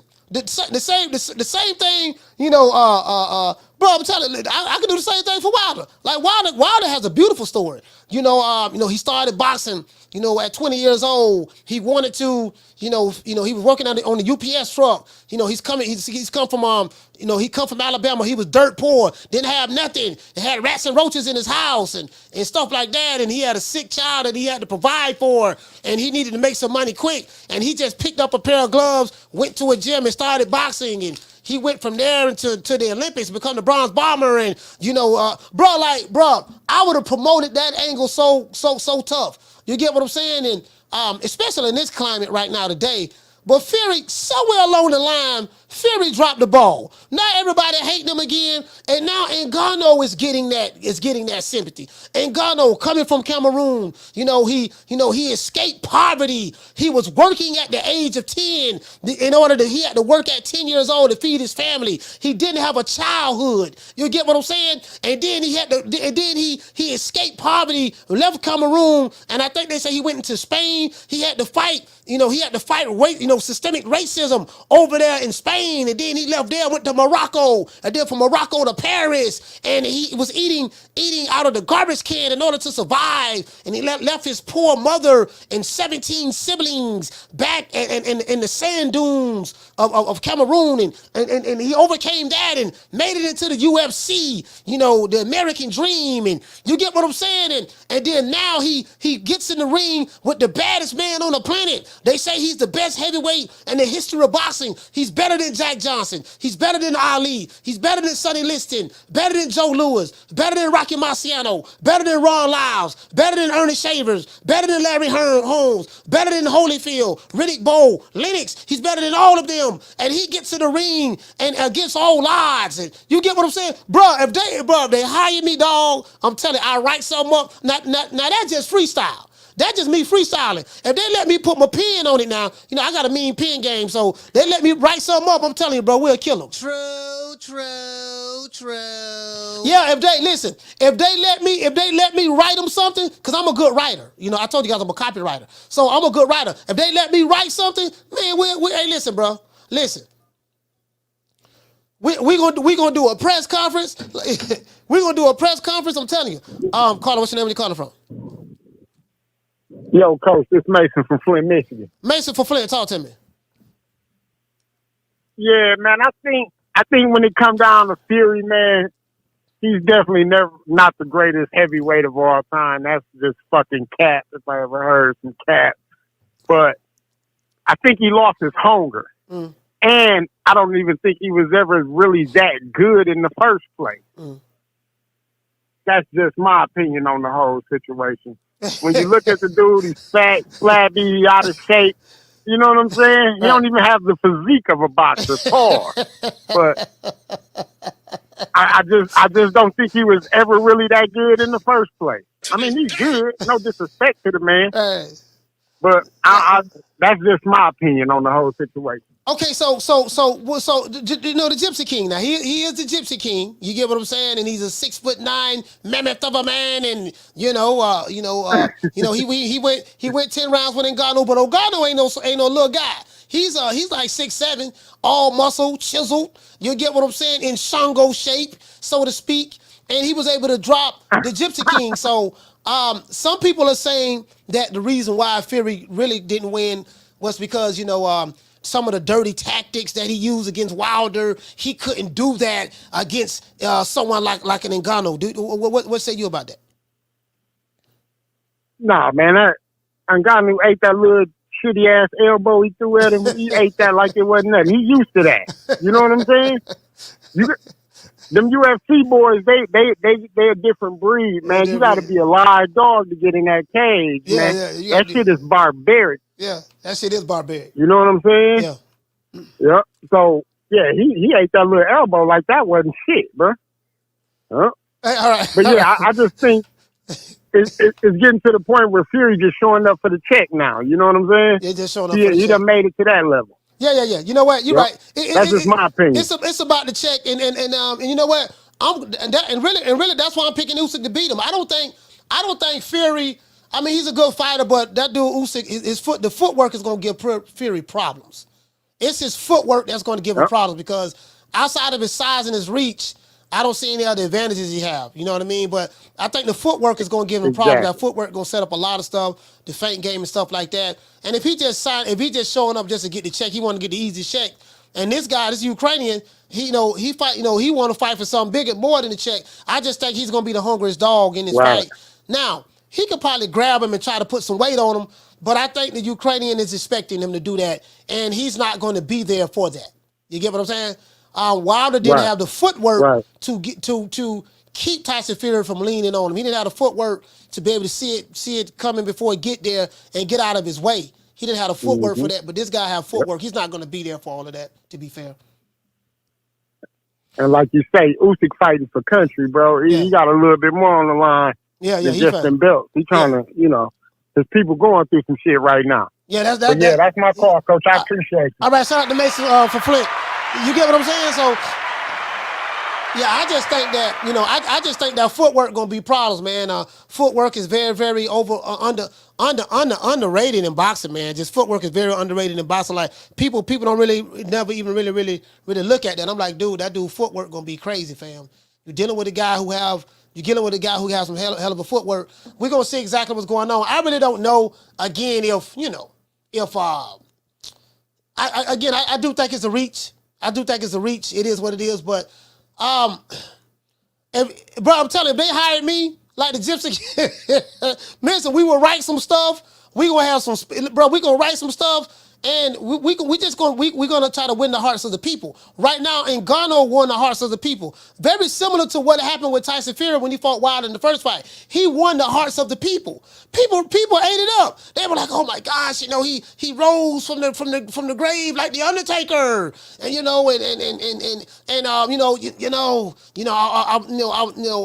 I was battling depression and mental health, and I was thinking about killing myself. I didn't have a desire to live anymore, and I didn't know what was wrong with me. But I got that famous phone call from Deontay Wilder, and he motivated me to get back in shape. And he told me if I lose these extra 400 pounds to get down to 300 pounds and put the gun down and put the booze and whiskey down and the coke down and the nandrolone down, that he would give me a shot. And I did it, and he brought me back. And I remember after the first fight, Wilder and Fury was hugging each other. Look at the press conference in the first fight. The press conference in the first fight when Wilder and Fury was in L.A. walking down the street, and Fury was like, he was asking people in Los Angeles, did they know Deontay Wilder? He said, "Hey, excuse me, do you know Deontay Wilder?" They were like, "No, I don't know who that is." He said, you see, they don't even know him in his own country. They don't know him in his own country. You remember that? But they were still kind of friendly. But after that fight, listen, Fury became more popular than Wilder, just like Ngannou is very, very popular just off of that. And he has a story. Everybody loves a story. Always remind the people of the story, man. Let the people know the struggle, what you went through. Let them know you was eating pork chop bones 7 days a week and twice on Sundays. Let them know that you were drinking 1 cup of water every 2 days because, you had 17 siblings and you couldn't, you had to share the water. The one glass that you had to you had to survive off that 1 glass of water for the next 2 days. You get what I'm saying? You got people love a story, man. Caller, what's your name? Where you calling from? What's up, Coach? It's D-Block. 2 times. D-Block, 2 times. Coach, are we trying to say Ngannou is the next face of boxing? Is that what we're trying to say? Are we going to pump him up to be the next face of boxing? Hey, man, why not? We pumping everybody else up. Why we might as well pump him up? Whoa, Coach. What do you mean we pumping everybody else up? We only know there's only one face of boxing, Coach. And that's Mr. Cinnamon Bun. We know that he is the true definition. You got to throw Tank Davis in there. Tank Davis face of boxing. No, Coach. Coach, today's Halloween. Trick or treat. What you want? You want a treat or you want a trick? And Tank Davis is a trick, okay? So we know he ain't the face of boxing, Coach. Hey, man. And we know Canelo Alvarez is a treat to boxing. Hey, man, of what he brings, pedigree, every coach. You already know that. Yeah. Who has the better resume? Who has the better career? Who achieved greatness compared to Tank Davis, Reggie Bell, Bobblehead? We already know that, Coach. Fact. So either today's Halloween, you want a trick or you want a treat. I ain't getting tricked by no Tank Davis. I'm going with the treat, cinnamon bun. What you got to say with that, Coach? Hey man, Tank Davis is a 3-division world champion. He beat Roland Romero. They broke the Barclays Center record. He beat Usyk Cruz, and he beat Hector Garcia. And he beat Ryan Garcia in a catchweight and rehydration clause fight. But he beat Ryan Garcia. So and he got a Reggie belt. So hey man, face of boxing, baby. And he put butts in seats. So are we trying to say that in this new era that's about to end for Canelo Alvarez, as his heydays are starting to break down, his good old days, are we trying to say that in boxing, anybody can come in and be the face of boxing now, Coach? Yes, that's exactly what we're saying. Yes, right. It's up for grabs. It's up for grabs right now. Right now, listen, Hippity, I got my rabbit Hippity. He one fight away from being the face of boxing right now. One fight away. You get what I'm saying? Shit, yeah, it's that easy. Yeah, it's that easy. That's exactly what I'm saying. I'm gonna tell you like the old schools used to say, man. If you don't show me what you got in the boxing ring and the slickness and the boxing, everything that attributes you to be the face of boxing, like Mr. Cinnamon Bun, then I'm gonna tell you something, Coach. I ain't gonna watch boxing no more. So we got too many false narratives going up in here trying to say that Tank Davis is gonna be the face of boxing, that Ngannou is gonna be the face of boxing, that Hippity Dippity can be the face of boxing. That gotta make Ali right now in his grave just scream, Coach. What you gotta say with that? I gotta say, D-Block, your time is up. It's almost 4 minutes. And D-Block, D-Town, D-City, Baltimore, stand up.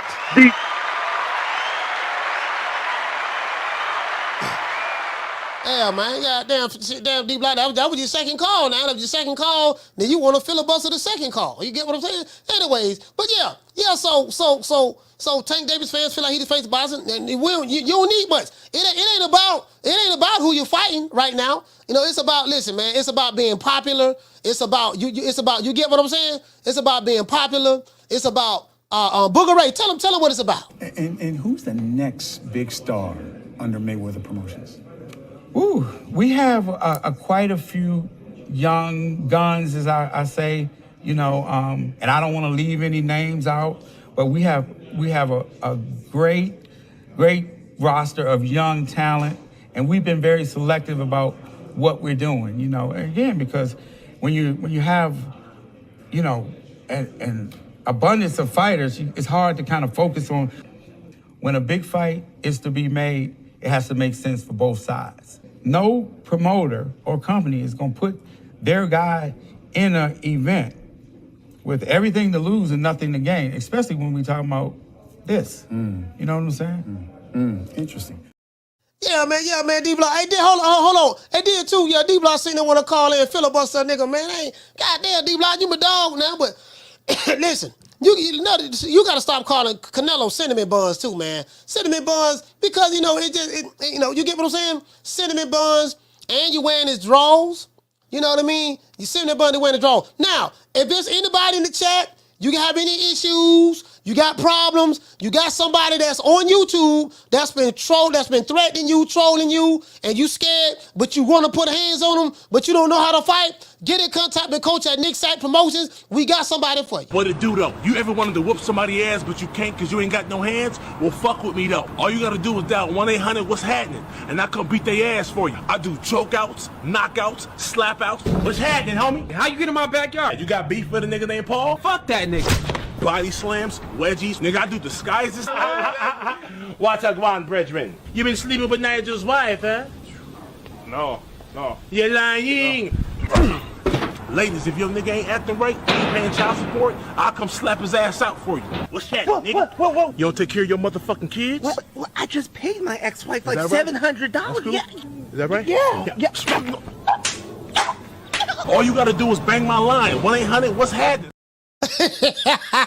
Nigga, 1-800, what's happening? We gonna pull up. Nick Sack Promotions. We got Hippity. We got We got Hippity. We got the Aussies from down under. Oh Lord, I swear to God, when I see that whole ass nigga coach man like how ways, I'm gonna put them paws on them. Nigga, Wakanda forever, bitch. Oh Lord, he threw Wakanda through that fence. Wakanda is dead. Oh Lord.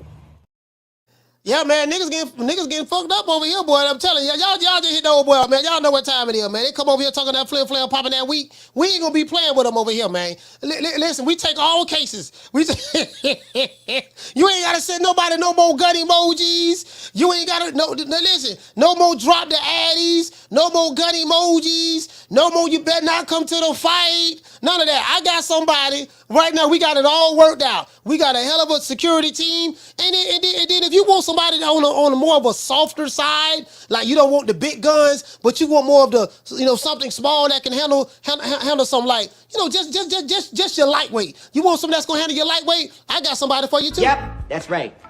I'm running things. Cream corn. That's why they call me that. Smooth. I got more measure for your pleasure. Stick with me, baby. I'll have you farting through silk. And let a nigga mess with me. I'll jump on him. All 93 pounds of pure dynamite.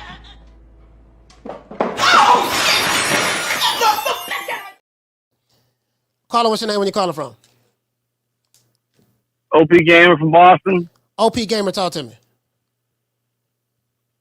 Hey, man, only tricks get their man's name tattooed on their body. So that's a treat for D-Block. Peace out, coach. All right, man. Shout out to OP Gamer, man. Salute. Hey, what'd he say? He said, only tricks get another man's name tattooed on his body. It's OP Gamer calling my dog D-Block, D-Town, D-Ville, D-City, Baltimore, stand up. Is he calling D-Block a trick? Or is he saying trick or treat? Which one it is, my brother? You get what I'm saying? Because what I want to do is we have to ostracize certain conversations and break it down from a political standpoint. Once we do that, then we can see certain molecules within the diameter of the circumference of the paradigm. And when you break the paradigm down to the least common denominator, there are certain atoms within the sphere of the atmosphere that would allow us to endure certain hardships that's particular to the subject matter. As it relates to boxing, certain fighters are going to have to fight certain fighters in order to be declared as the best of his division or of his era. You don't get an opportunity to fight Hobo Sam. You don't get an opportunity to fight a pack of Twinkies. You don't get an opportunity to fight the Powerpuff Girls, Mojo Jojo, Smurfette, and Papa Smurf, and then tell me that your fighter is the best thing since sliced bread. It doesn't work that way. It hasn't worked that way in the past, nor does it work that way today in the future. Now, I do understand that, in today's time, all you need to do is be popular. I got 4 belts. I'm undisputed over here waiting on my Ring magazine. I'm the Lenio as well. I got a cup of water. All you gotta do is find a cup of water. Maybe you can beat up a ski mask and, a couple of drop that addies and some gun emojis. And then you too would be considered the best. But it doesn't work that way where I'm from. Caller, what's your name when you calling from? What's going on, Coach? This Coach Eddie 2 times. Coach Eddie 2 times.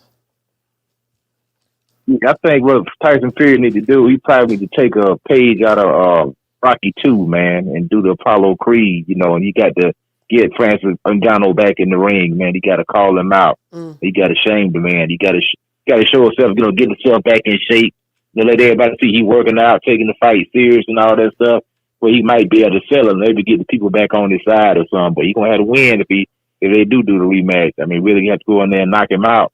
See, like I say, maybe this guy could be all wrong for Tyson Fury. No, I mean, what we got to do is this here.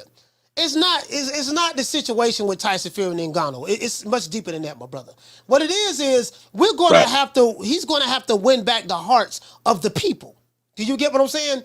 The people is what I'm talking about. When when he fought Wilder in that first fight, he was able to win over the hearts of the people because he was able to rise from the grave after being knocked out for only a second or two. When he hit the mat, he woke up and then he beat the 10 count. So what I'm saying is, right now the people have turned on him. He doesn't have the heart of the people anymore. The sympathy is gone. Right now we're trying to figure out how we can get that back.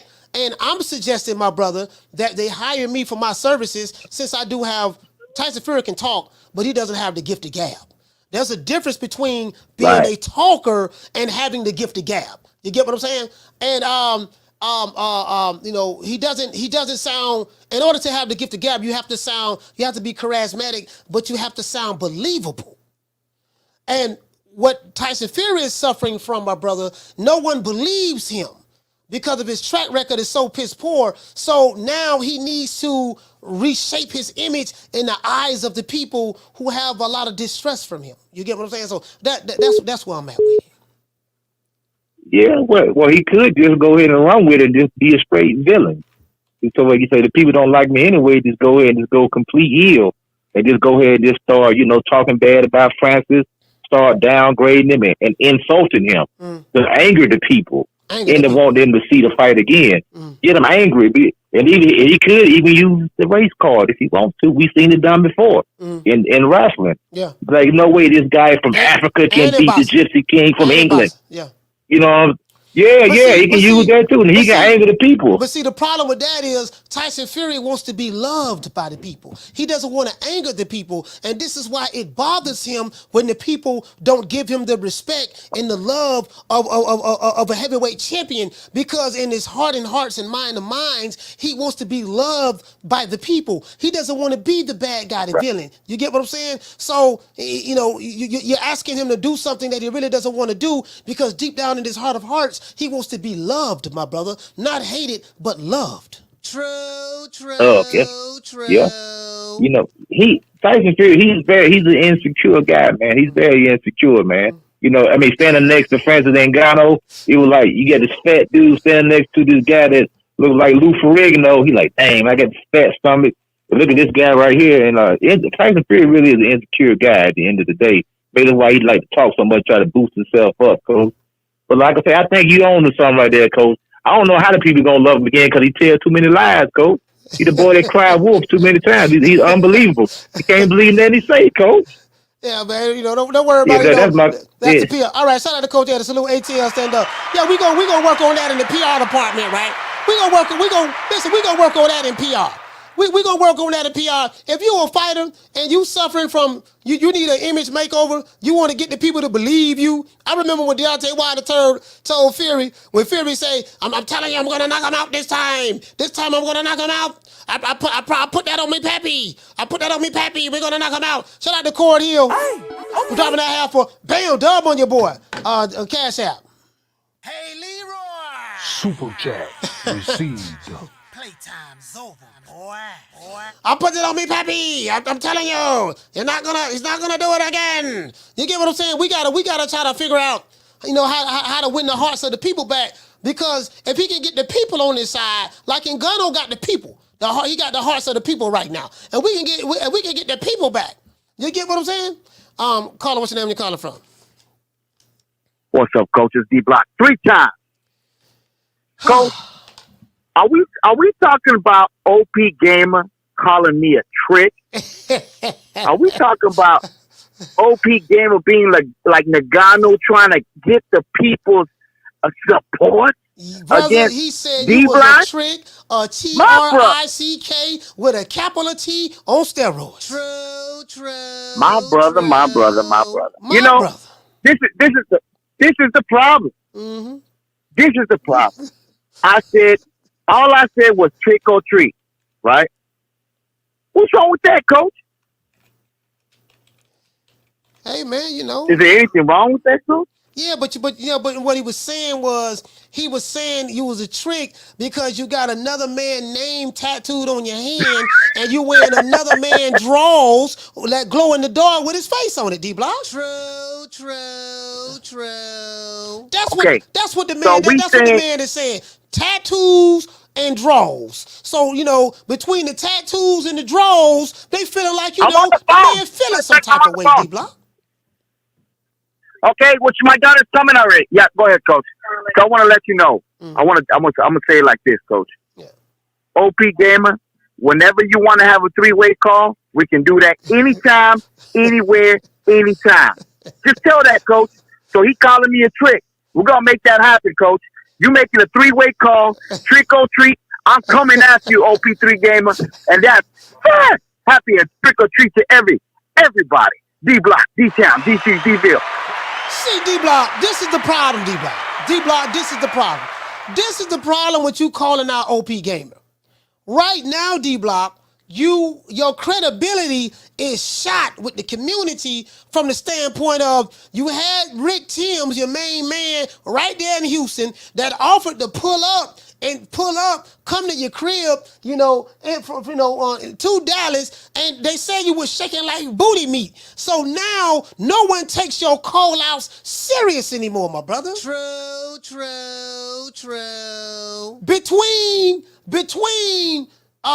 Then I ain't saying the D-Block, I'm not saying this, but between what the people say in the chat, between you ducking the smoke from Rick, and you got Tank name tattooed on your hand, and you're wearing Canelo glow in the dark draws, your credibility is shot right now. True. That's all I'm saying. We did it first, and we motivate even the great. You get what I'm saying? That's all I'm saying, fam. You get what I'm saying? It's kind of hard, pause. It's kind of hard to take my dog serious between the tattoos, the draws, and the duck in the smoke. It's just kind of hard to really take my dog serious. About you. And ever since that first night, it seems like I've been going crazy about you. Mint green chrome in the butt, burnt orange 550. Say the pinky ring pimp, give love pussy. Seafood, big pool, make your girl look. Backwoods, big grill, watch the chef cook. Talk slow, big smoke in the moonlight. Knock your doors down, shout it till your mind right. East Point, full kind of where a nigga from. Got love.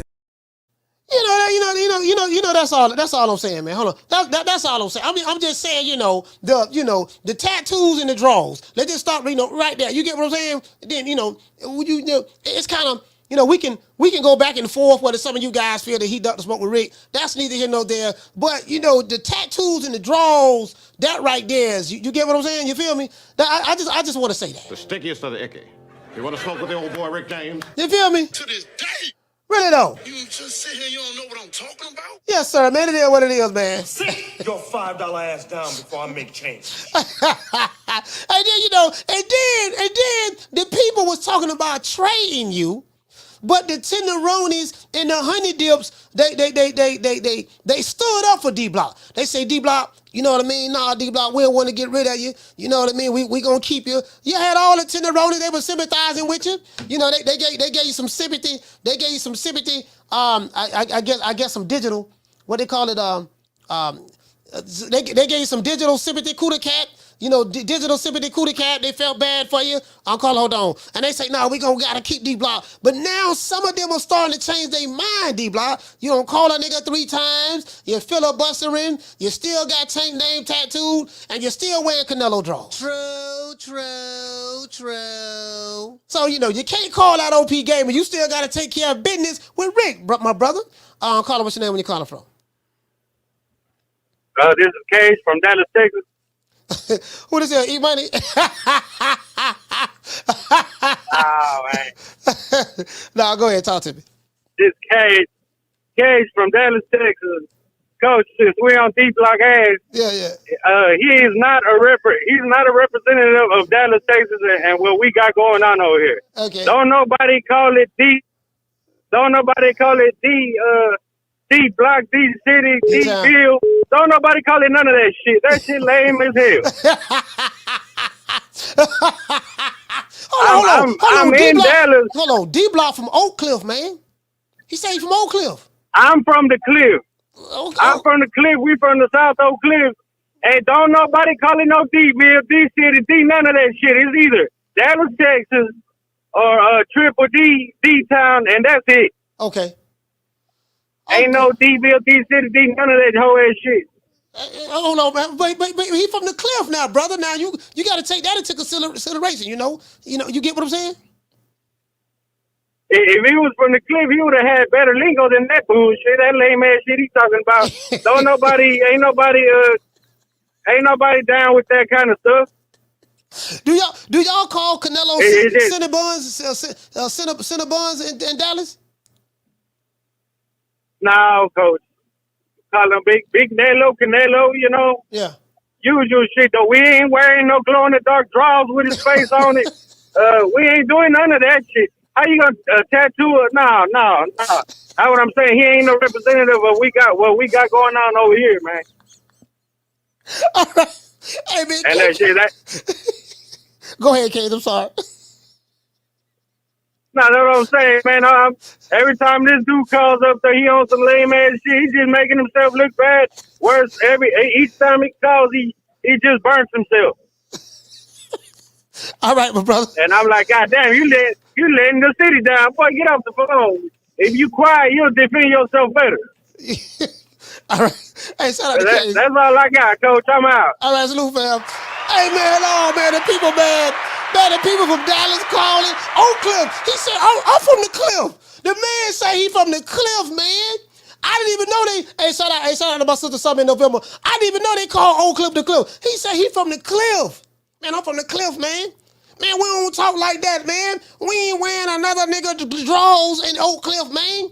Man, we ain't got another nigga today tattooed. Look, man, hey, look, yo, man. Yo, stall him out. Hey, where Raw Boy Fresh at when I need him? Stall him out, Slim. Stall him out. Y'all stall my dog D-Block out now.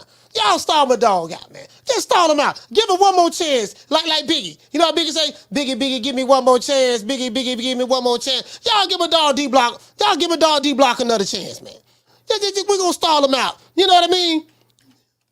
You know, the tenderonis, the tenderonis are already on, the tenderonis already don't vouch for them. The tenderonis don't vouch for him already, man. So, we got him. You get what I'm saying?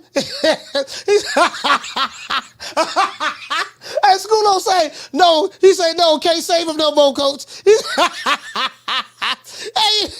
Hey, here I come to save the day. We gonna stop the map. Hey, the sympathy coochie. You see, them jitterballs don't know nothing about that. Hold on. Caller, what's your name? Where you calling from? Blood boxing 2 times up in this motherfucker, man. Hey, if you gonna give D-Block 3 times, then you better give blood boxing 2 times in this motherfucker. Y'all should have traded that boy off, man. Y'all should have traded that white boy off. That boy comes straight from out of a comic book. And Tim would have beat the hell out of that boy. He knew better than that. He knew better not to fuck with that brother down there. Tim, he would get his ass beat. No. D-Block Mexican, man. He got the Mexican blood running through his veins. Blood. He got that the Julio Cesar Chavez. The bloodline running through his veins. He's straight wigger, bro. He's straight wigger. That's a wigger. But anyways, though, man, yeah, trade his ass off. Next time you get the opportunity to trade D-Block ass off, get rid of that motherfucker, man. He called way too much. He ain't never talking about nothing. He's filibustering all over the damn place. Get rid of that boy, man. Get rid of that wigger, man. Anyway, man, hey, listen. I wanted to make a real quick point, man. Listen. The thing about Ngannou being in rank, right? Yeah. Okay, coach. I think they should rank him, bro, because I just looked at the top 10 again, and ain't none of these guys fought each other. There's nobody in the top 10. You got Andy Ruiz in the top 10. Yeah. This guy ain't fought in 14 months, man. Ain't none of these guys fought each other. They bought all these positions. This ain't a 1985 top 10 where I read off a 1985 top 10 and 6 of the 10 guys fought each other. This ain't that. Yeah. So since they don't got it right anyway, they might as well go on and put Ngannou in there. That's my argument for Ngannou to be in the top 10. No, I get it. No, you got Andrew Ruiz, you got inactive fighters, guys who don't fight each other, and all kinds of stuff up in there. Yeah, I get it. No, that's what I was saying. Why I was not like, when D-Block asked me, so that's what we doing now. I was like, yeah, you might well put him in there. I mean, and then Mauricio Sulaiman's reasoning for doing it, he said because Ngannou was better than the other guys that's there anyways. Some of the guys that's there. So I'm looking him up on Twitter because I think he posted it on Twitter.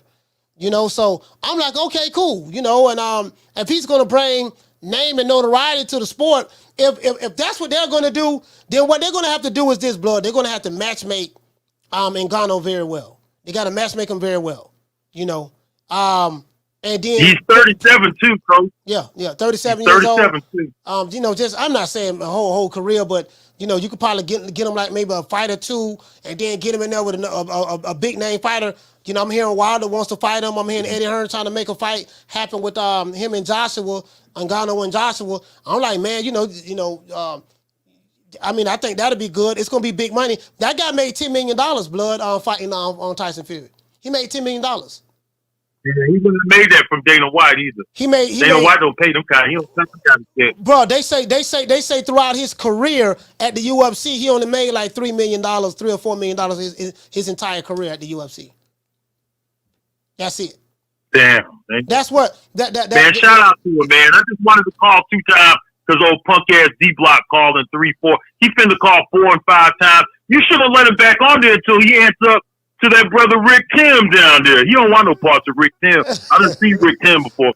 He don't want no parts of that right there now. He'll get his ass whooped. Y'all get rid of that boy, man. Draft his ass out, man. Shit. Kick his ass off the team, man. Kick him off the team. Hey, we got to do it, man. Stop calling in with all that foolishness, D-Block. God, dog, boy, you corny ass lame.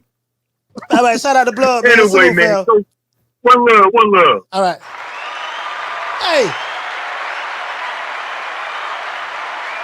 look here, man. Hey, listen, man. I thought we done went through this. I thought we done been through this already, man. I thought we done been through this already, man. Come on, man. The Tenderoni spoke. We voted for D-Block. I think it was 80-some% that said D-Block get to stay, man. Come on, man. Y'all, man. Come on, man. Stall him out, Slim. Stall him out. We done been through this already, man. Come on, man. Carter, what's your name? You calling from? Hey, what up, Coach? It's Rose from Houston. Rose from Houston, talk to me, fam. Hey, man. I do not understand why everybody is jumping out the window over this whole Tyson Fury thing. In my opinion, it was just a classic case of one person taking it not serious versus another person fighting the fight of his life. And I do think that Ngannou looked pretty impressive. I do agree that he probably could be ranked in the top 10 because it's such a weak heavyweight era right now. And I'm not opposed to him getting big fights as well. I do think he probably performed the best out of all of the crossover MMA fighters in the boxing ring. So, yeah, I think they should throw him in the top 10. Why not? And I would love to see him in there with AJ. Well, I don't know, man. But fuck AJ. I'd love to see him in there against Wilder. Or maybe a Fury rematch after they, take care of the Fury and Usyk situation. All right, now that I got that out the way, Coach, hey, D-Block, bro, you got to relax, my guy. Real talk. I ain't just going to get down on you like everybody else, but hey, bro, just take a chill pill, dog. Hey, man, do like that boy 3 Stacks said, man. Reconsider, read some litter, chew on the subject.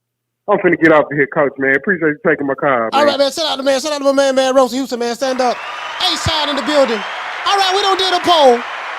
We don't do the poll. Now, the poll is up. Man, listen, man. The poll is up. So we got a poll up, right? And the poll says, it's a question mark right here. It says, do we keep or trade D-Block? Answer, hell yeah. Trade him. No, and then the second answer is hell no, keep him. So there you go right there, man. We going the people gonna decide. Cause we do this for the people, by the people, other people, because we come from the people, we love the people, you know, and what other people say, we gonna try to do what the people do. But just take this into consideration. We have some tenderonis. They really reached out there and they took up for D Block. They spoke on D Block's behalf. And the tenderonis, they name carries a lot of weight. So if a tenderoni vote for you, it's like 3 votes in one.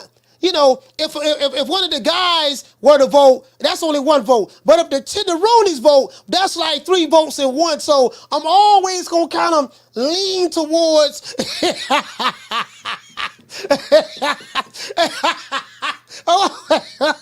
Always gonna try to lean to. You get what I'm saying? I know D Block.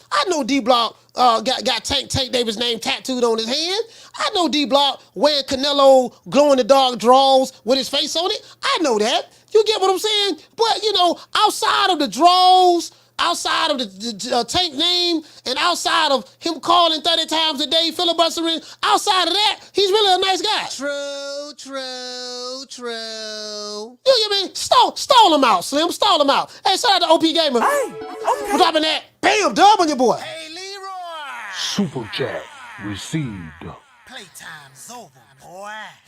Hey, shout out to Louis James in the building, man. What you say, OP Gamer? You say, damn, coach, D Block in trouble. I'm going to catch a case. He said, call it off, y'all. He said, hey, man, I'm just saying, I mean, you get what I'm saying? I mean, I was like, somebody, bro, who that was that put, who that was? Oh, that was Food Revolution. Food Revolution was the one that dropped Canelo's his store merch in the chat. And when I clicked on the link and I went to the Canelo's page, and he got some glow in the dark draws for real. You get what I'm saying? I'm like, damn, what kind of boss? I mean, I know you like Canelo. You get what I'm saying? But the glow in the dark draws is just a little too far. I mean, now I tried to stop D Block with the Tank Davis tattoo. I say, D Block, listen, man, don't put no money on Ryan Garcia. Like, no, if you're gonna bet on Ryan Garcia, okay, cool, bet a couple dollars. But the tattoo thing, I think that's a little too extreme. Nah, fuck that, coach. Nah, what we gonna do if Ryan Garcia win? I want all Tank Davis fans to get Ryan Garcia face tattooed. I think he said name, or he said get his name tattooed on your face, or something like that. That's what he originally said. I was like, hold on, D Block, no, don't do that now. Don't do that, because if you lose, you gotta honor that same bet. You get what I'm saying? Down from the bar, there's a platform stage. People pimping, sharp as razor blades. You know, let's say a special prayer that the people in the chat, they vote the right way and vote to stall D Block out. And I want you to hold on to God's unchanging hand, because he helped Joshua fight the battle of Jericho. Yes. He helped Daniel get out the lion's den. He helped Gilligan get off the island. Lord. You get what I'm saying? So it is what it is, man. If anybody just coming onto the show, we voting to see, are we going to keep D Block or trade him? I'm voting keep D Block. I'm voting keep D Block. And the tenderonis, we need the tenderonis to really, y'all take up from a dog D Block, because right now, everybody, it seems like D Block got arrows being shot at him everywhere. He do be calling 3-4 times filibustering. That is true. And sometimes he do be kind of off topic when we, talking about certain things. That is true. And he do have Tank Davis' name tattooed on his hand. That is true. And he does wear Canelo's glow in the dark draws. That's true too. But outside of all of that, if you take away the glow in the dark draws, if you take away Tank Davis' tattoo, if you take away him calling 4 times a day, you know what I mean? If you take that away from him, he's really a nice guy. True. You know what I mean? That's all I'm saying. And who knows? And we got another super chat. What we got? Hey, shout out to my sister Bless. Hey, okay. For dropping that half for bam, dub on your boy. Hey, super chat received.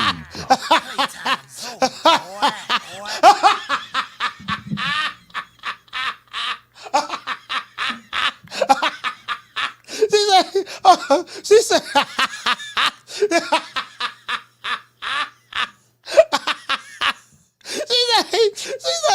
she said we the female delegates would like to keep D Block as long as he take them glow-in-the-dark pennies off. Oh, my God.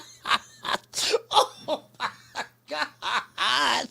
Oh, my God.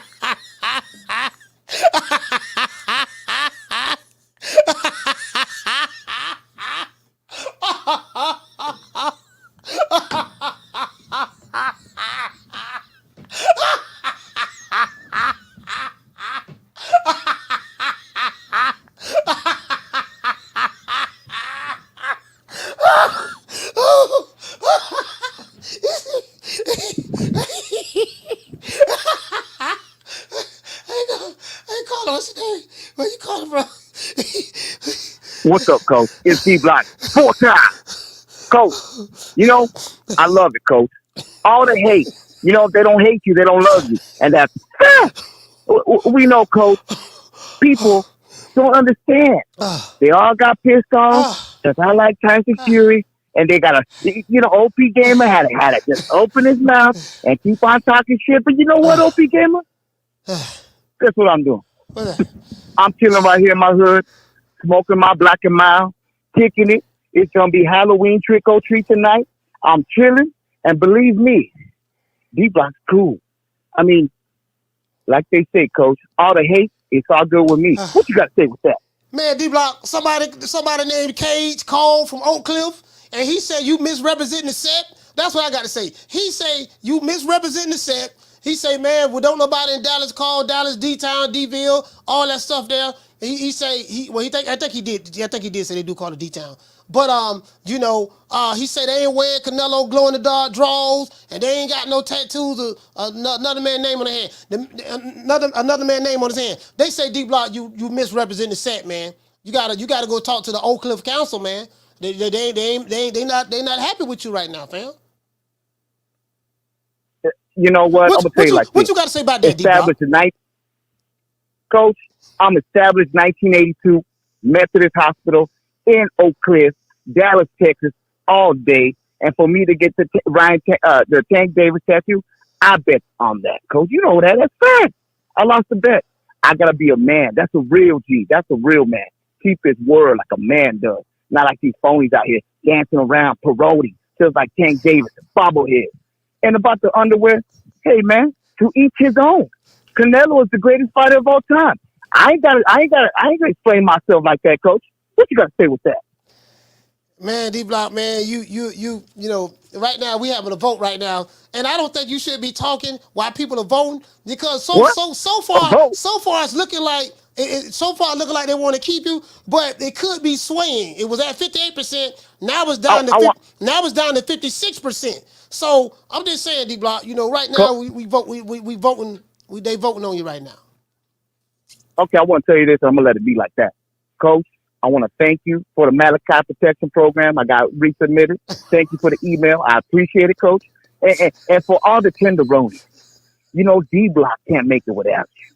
Let me say a big appreciation for me coming. And for OP Gamer and for Rick Tim, you already know what's coming. D-Block, D-Town, D-City, D-Bill. Fuck you. Yeah, D-Block ducking the smoke. D-Block. D-Block been ducking the smoke, man. Hey, shout out to my sister Ebony 76. Hey, okay. For dropping that quarter of a bam dub on your boy. Hey, Leroy.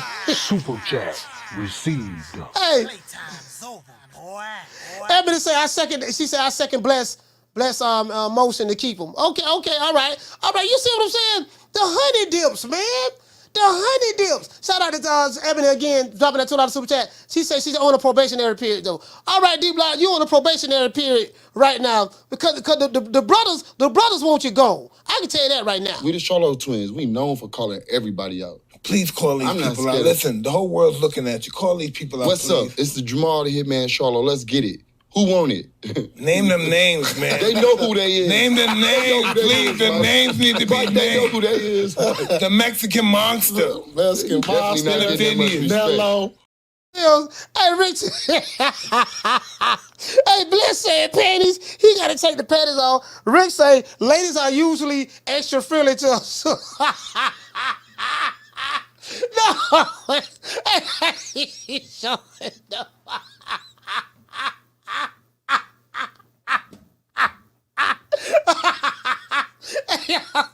No. Hey, Hey, shout out to Bless. She dropping that. Hey, dropping that quarter of a bam dub on your boy. Hey, he said.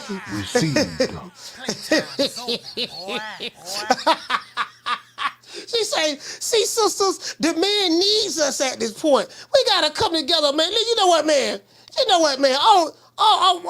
Listen, all actuality, guys. You know, we gotta come together, man. We gotta come together, man. You know, we gotta come together for D-Block, man, and pretty much collectivize. You get what I'm saying? Just collectivize, put our petty differences aside. You feel me? Well, I respect your ambition, Willie, but you got to have vision. You know, we got to have vision when it comes to certain things, man. Shout out to Summer in November. Shout out to Ebony76, Blast 365, Food Revolution, Elena, LaJessica. You know, we gotta come together, man. I'm serious about that, fam. Now, I run every kind of bitch, every kind of place, and I know one thing. When it comes down on you, you either collectivize or you run like a solitary rat. You get what I'm saying? I think women want a man that's gonna, you know what I mean, that's gonna represent for her. Women want a man that's gonna stand up and put it all on the line when it's time to put it all on the line. You get what I'm saying? I don't know if they're into the glow in the dark draws and stuff like that. Maybe they are in this day and time. The modern women glow in the dark draws and tattoos and stuff. Maybe that's what's in right now. But for D-Block, I think D-Block said he was like 39 years old. I think he's kind of like a little too old for that, you know? Hey, woman, listen here. Since your old man ain't got no heart, maybe you'd like to see a real man. I bet you stay up late every night dreaming you had a real man, don't you? I tell you what, bring your pretty little self over to my apartment tonight, and I'll show you a real man. You get what I'm saying? We kind of like, the sisters, and I think, I'm not sure. And again, I don't want to throw anybody under the bus. But if you remove the glow in the dark draws, Canelo draws, if you remove Tank Davis's tattoo, and you remove him ducking the smoke from Rick, and potentially ducking the smoke from OP Gamer, D-Block is a nice guy. True. You get what I'm saying? That's all I'm saying. Hold on. Caller, what's your name when you calling from? What up, Coach? This is John from Colorado. John from Colorado, talk to me. Hey, all right, so I'm more of an MMA fan, but I got into boxing because of Fury. Mm-hmm. Watching his fat ass come back from drug abuse and his weight issues and stuff, and his mental health issues and all that, right? Right. That's what brought you to boxing? Yeah, and it's kind of crazy to see, like, him kind of, I don't know, like, he really impressed me with the whole Wilder trilogy, and then it's just kind of fallen out from then. And I don't know, man. I got mixed feelings on Fury, but what I'm calling in for is I got a question to all the boxing fans who are kind of beating up on him right now. And after he beats Usyk, what are they going to say then? You know what I mean? It's the same thing with, like, Crawford. Like, after he beats Spence, what do you guys say now? You know, and so my question is to everyone else, what are you guys going to say when he beats Usyk? That's all. All right, well, shout out to John from Colorado. Salute, fam. You see, y'all heard that? Did y'all hear that? Hey, shout out to Miss Connie. How you doing, Miss Connie? The man said that Tyson Fury is the one that brought him to boxing. He sympathized with Tyson Fury's story. Tyson Fury battled drug addiction. Tyson Fury was strung out on coke. Tyson Fury weighed 700 pounds. And it took that man from Alabama to see that, feel sorry for him. He went to the crack house where Tyson Fury was at, and he took him and cleaned him up, got him off the crack, told him to put the booze down, motivated him, that man from Alabama, to start back running and training to lose 400 pounds so that he can get down to 300 pounds and be able to fight. And he inspired him and motivated him to come back. And because Deontay Wilder did that, this man, John, said that Tyson Fury's story of inspiration breathed life into him. You get what I'm saying? And it motivated him to want to see the sport of boxing. And now, he feels that everybody has their daggers out to try to stab the Gypsy King in the back. Do you guys get what I'm saying? Don't ever forget, when I found you, you was strung out on coke. When I found you, you was like a big house, contemplating about killing yourself. So don't you ever forget who brought you to big time boxing. I drugged you back. I brought you back. I provided food and put food on your table for your family to eat. And I'm doing it for the second time. So don't you ever forget that. That's all I'm saying, fam. Don't you ever forget that. And don't you guys ever forget, listen, man, again, let's see what the votes looking like. Okay, all right. Okay, so far we got 164 votes. 164 people participated in this poll right now. And so far, 60% of the people are saying keep D-Block. Let's get the people who vote right now a round of applause. Yeah, man.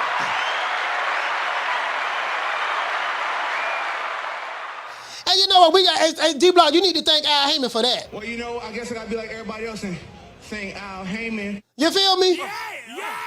The people love D-Block. Yeah. You get what I'm saying? Shut up! Before I bust a cap up in your ass. Hey, guess what though, man? Some of y'all, you wish you could work it like D-Block. You wish you could work it the way I do. Hey, I ain't gonna lie, D-Block. The glow in the dark draws, dog, just my nigga. It's just certain things that you shouldn't say. That was one of the things you never should have said. Ain't nobody coming to see you, Otis. I don't know if you playing or not, but I kind of believe you. Because when you call another man Cinnabons, I'm like, he's saying Cinnabons, okay, I don't know now. That is kind of like, kind of iffy. But then you say, yeah, man, I got Canelo even got his draws on. And I didn't even know that Canelo sold draws. But what made me believe it, when I went to when Food Revolution dropped the link, went to the website, I said, how did he know that Canelo sold draws? How? Hold on, Canelo clothing line. Like, how did he know unless he really saw it and he bought it? You get what I'm saying? I said, God damn, D-Block, you 40 years old. You can't be wearing another nigga drawers. True. You get what I'm saying? You get what I'm saying? Just imagine. Hey, shout out to my sister Summer in November. Just imagine, you in the hotel room. You in the hotel with your old lady. You in the hotel room with your old lady, man. Your old lady, she right now, she got, your old lady, she out there, man. She don't got a hotel room for y'all. Made it all nice and hold on, we got another call calling in.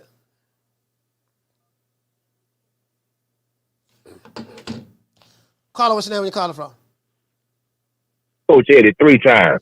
Coach Eddie 3 times. Boy, goddamn, boy, I'm trying to tell you, boy. Coach Eddie, talk to me. Coach, I'm sorry, Judge Williams. This is the second time D-Block done appeared in your courtroom on the same charge, Coach. Lying, wearing another nigga draws, telling lies, capping for Canelo, and calling too many times, Coach. This is the second time now I'm going to recommend, Coach, as prosecuting D-Block, that you put him on probation, Coach.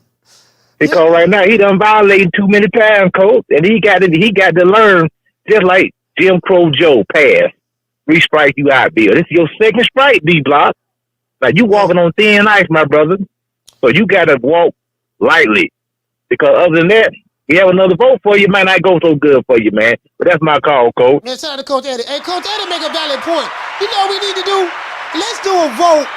Let's do a vote and see should D-Block be put on probation. So D-Block is not going to lose this poll right here.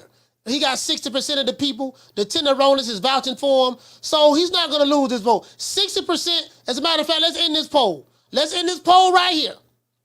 I think that's fair. Now, we got 183 people participated. 59% of the people say keep D-Block. 40% say trade him. But what I'm going to do, we gonna vote on whether should D-Block be on a probationary period. All right. Should we put D-Block on probation? Now, if D-Block violate the probation, if D-Block violate the probation,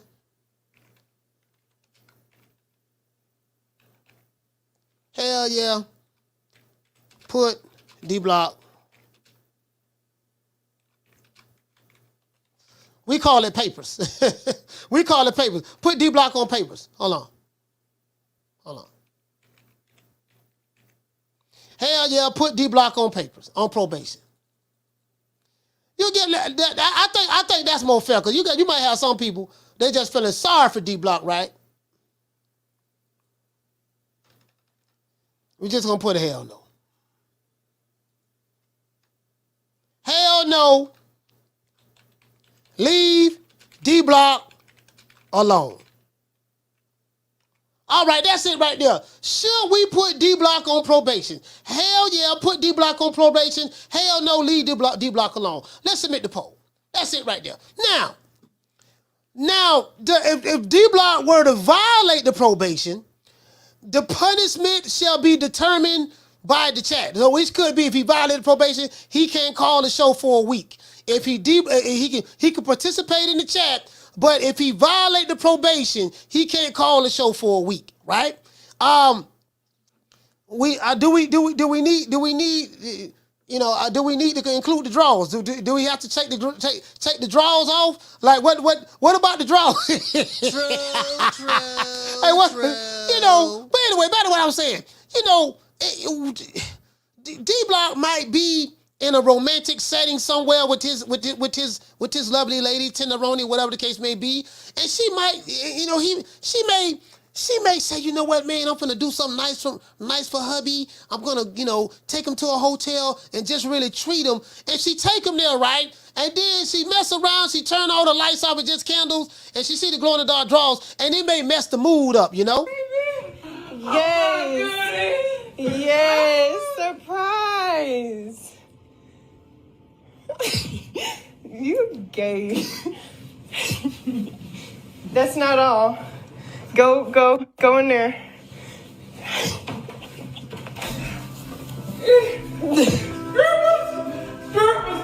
Yes. It is warm. Yes. I love you. Just because. D-Block, Tenderoni, his honey dip, she may have a hotel room with him, for him, with rose petals and cookies with macadamia nuts, and the macadamia nuts. You know what I mean? And it may be a romantic setting, and I just don't want to be the one that's responsible. So what we gonna do? We gonna put we vote in the seat till we put D-Block on probation. And D-Block, I can honestly tell you, the poll ain't looking good, D-Block. Right now, boy, Lord have mercy. We got 86 people don't participated so far, and 62% D-Block are saying you need to be on the probationary period. True. Boy, 62% right now, D-Block. They saying, boy, Lord have mercy, boy. Make it last. Make it last forever. Don't let our love be.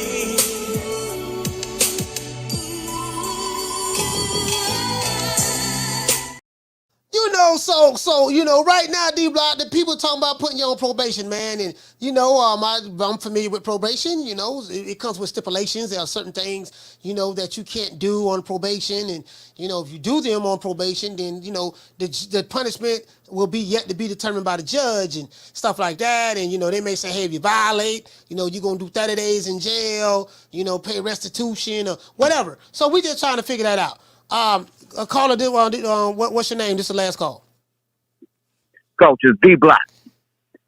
D-Block, this I is had to 5 call in, times, Coach, D-Block. because I know I'm on probation. This is 5. I know I'm on probation. It looked like the vote is going to go against me, Coach. I'm going to be on probation for a whole week. Is that what it is, Coach? Okay, this is what it is. The people don't want you calling 20 times a day filibustering. If you call, make your point. Make your point. Gotcha. And then cut out. So they right now it's 62%. It ain't looking good, D-Block. They want you on It ain't probation. looking good. It ain't looking good. It ain't looking good. So I want to tell the people that love when D-Block call in, because D-Block knows how to talk. He knows where it's coming from. He knows what he's gonna say. D-Block come with facts, but I don't just come with facts. I come with hate with, and I want to tell again, Coach, since I'm gonna be on probation now. It looks like I legally lost the poll. I want to tell all the people that supported D-Block to stay on the show, and the people that were just mad knowing that they had to vote again because they felt like their vote already it should have mattered. So I want to say like this, Coach, since I'm getting persecuted and I'm getting destroyed out here, it's okay. I love the hate. I want to see if you could put a poll out there for Rick Tim and OP Gamer and see if the people who they want to choose to keep on the show, D-Block, D-Count, D-City, D-Ville, Boston. All right, D-Block. D-Block, you don't call 5 times. Hey, D-Block, you ain't never called 5 times. You don't call 5 times, D-Block. That right there, how you violate the probation before you got put on probation? True.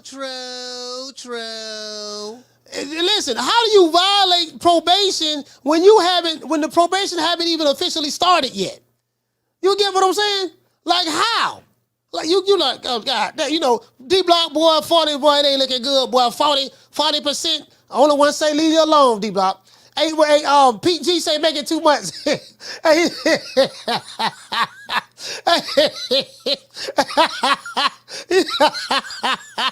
shout out to Ebony. And what did say since Ebony dropping out $2 super chat? She say first violation on record. Man, he ain't even seen the judge yet. The vote, listen, we haven't even ended the poll, and he violating already. Like, listen, we haven't even ended the poll yet, and he's already violating. Call you the last call. Talk to me. What's up, Coach Mark from Jersey? Mark from Jersey, talk to me 2 times. So that kid, it's for the kid that just called about Tyson Fury that brought him to the game. Just give him my agent, bro. That's all I got for today, Coach. All right. Shout out to Mark from Jersey. Hey, shout out to my main man. Shout out to Cooking with Sir Senior. I'm just saying though, I ain't never seen nobody violate probation before they got put on probation. True. Shit, nigga, I don't been on probation. I don't been on house arrest. I don't have the monitor on my leg. You get what I'm saying? I'm like, damn, D-Block, how you violating before you even get in front of the judge? We haven't even entered the poll yet. You don't call 5 times. You get what I'm saying? Like, God damn, D-Block.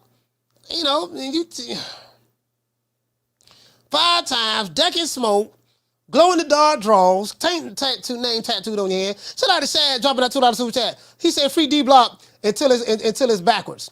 Hey, he said free D-Block until it's backwards. I don't know what you. Hey, I don't know what you mean by that. I don't know what you mean. Hey, I don't know what you mean by that. Well, he said free D-Block until it's backwards. I don't know what you mean by that, man. You got to clarify that. Shout out to Scott, man. Scott from Harlem. Okay. Shout out to Jamie from New York 2 times. Okay. Shout out to Coach Eddie from the ATL 3 times. Okay. But we had quite a few repeat offenders today. Shout out to Martin from Old Town. Okay. Shout out to Swat Jones from Fort Worth, Texas. Okay. Shout out to D-Block 5 times. You know what? D-Block, another thing too, D-Block, you did not address the other brother who called from Oak Cliff from Dallas. He from Oak Cliff. And you ain't addressed that, D-Block. I noticed that. Shout out to Uncle Jack, man, from Minneapolis. Okay.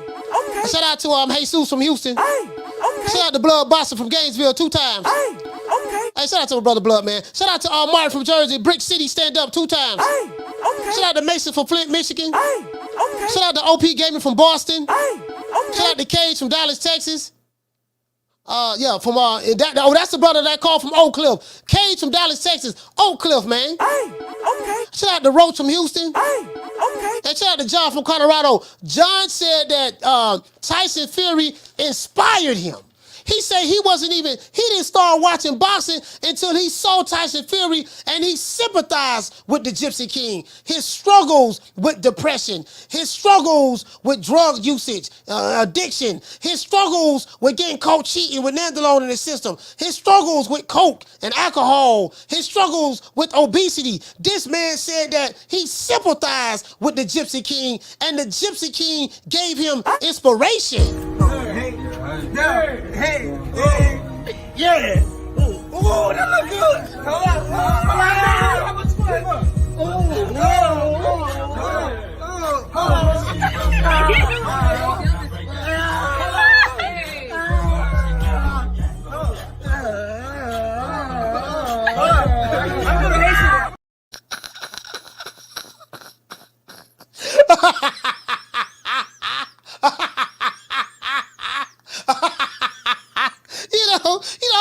I'm kind of like an old school type guy. For me, it's too much skinny jeans, too much moaning, making moaning noises, and too much gyrating of the hips for me. Just too much. True.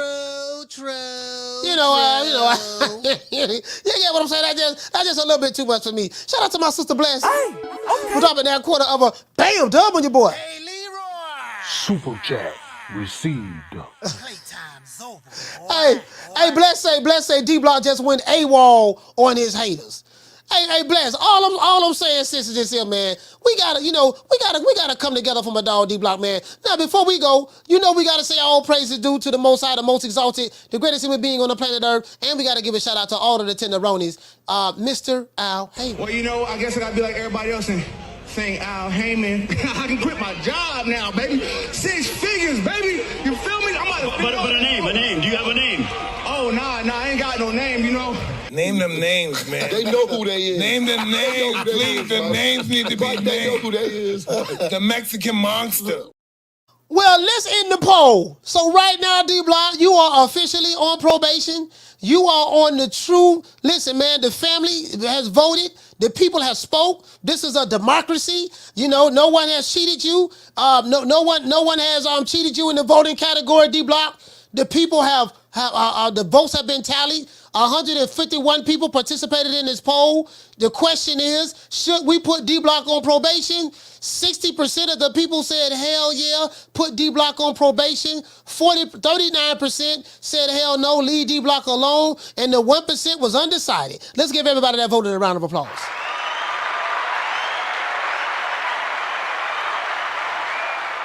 D-Block, you are officially on probation. You cannot call the show no more than 1 time a day. You have to hit all of your points, what you want to talk about. You can't call 2 times. You can't call 3 times. You can't call 4 times. You can only call 1 time, D-Block. The people told me that if you call more than once in any given segment of the show, you will be suspended from calling the show for an entire week. They say you will be suspended. You will not be allowed to call the show for the entire week. That's what the people say. I ain't said, the people said it. You get what I'm saying? True. If it was up to me, D-Block, if it was up to me, D-Block, I'd let you call 20, 30 times a day if it was up to me. But who am I, you know what I mean? Who am I to go against what the people are saying? You feel me, D-Block? Now, I am the #1 contender. I'm tired of James the Poodle, Grim Reaper, whatever you want to call himself, ducking me. All right, I'm tired of man driving around town in 8 Rolls Royces. He ain't fought nobody. I'm still in a bro hand. If it was up to me, D-Block, that's all I'm saying. But the people, you know what I mean? And we do this for the people, by the people, of the people. You know what I mean? We love the people. And shout out to anybody who watching the show, hate watching, don't want to hit the like button. We need 33 more likes. Riley, get him. Look. Fuck you, fuck the plane you flew in on, fuck them shoes, fuck the socks with the bell on it, fuck them cheap ass cigars, fuck your yuck mouth teeth, fuck your hairpiece, fuck your chocolate, fuck Guy Ritchie, fuck Prince William, fuck the Queen. This is America. My president is black and my Lambo is blue, nigga. Now get the fuck out my hotel room. And if I see you in the street, I'm slapping the shit out of you. We're going to have to do another vote what the punishment should be. We're going to have to do another vote what the punishment should be if D-Block violate what the punishment should be. Sometimes, when you're on probation, sometimes you violate and the judge may reinstate the probation. and then you violate again, and then you say, well, Judge, I was going through something, then they put you in a outpatient drug rehab facility, and then if you violate that, then they'll send you up the road. They're going to send you to state prison, right? So I'm trying to think, what should we do? What should we do? We gotta vote. We're gonna vote on what the punishment should be. If you come in front of the judge, okay, the people gotta decide. This is a democracy. You get what I'm saying? So we'll figure out exactly how it's gonna be, how we want to do it. Shout out to Carlos Resendez dropping that $2 super chat. He said D-Block is a part of the show, no probation. Hey man, the people don't vote it, dog. People don't vote it. It is what it is. You get what I'm saying? The people don't vote it. Shout out to Gloria Day and the Fabulous Set Trips. Gloria Day and the Set Trips. These niggas don't play. These niggas don't play. We don't play. You ain't heard. They be tripping. We be tripping. So they swerving on. No faking and no snitching. And repping high for the set. Oh, mamas, it ain't no lie. Because niggas gonna bust. Niggas gonna bust.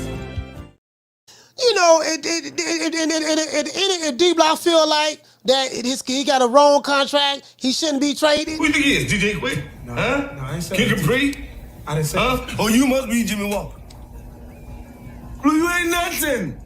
You don't deserve nothing. You don't get nothing. You get what I give you. I got a contract between me and you that say you do what I tell you to do. Therefore, shut the fuck. Don't say nothing. Don't speak to me. Don't look at me. I just want money. I just said. Blue, if I raise up, gonna be trouble. Trouble. I'm walking off. Well, we gotta say a special. We gotta say a shout out to the Tenderonis.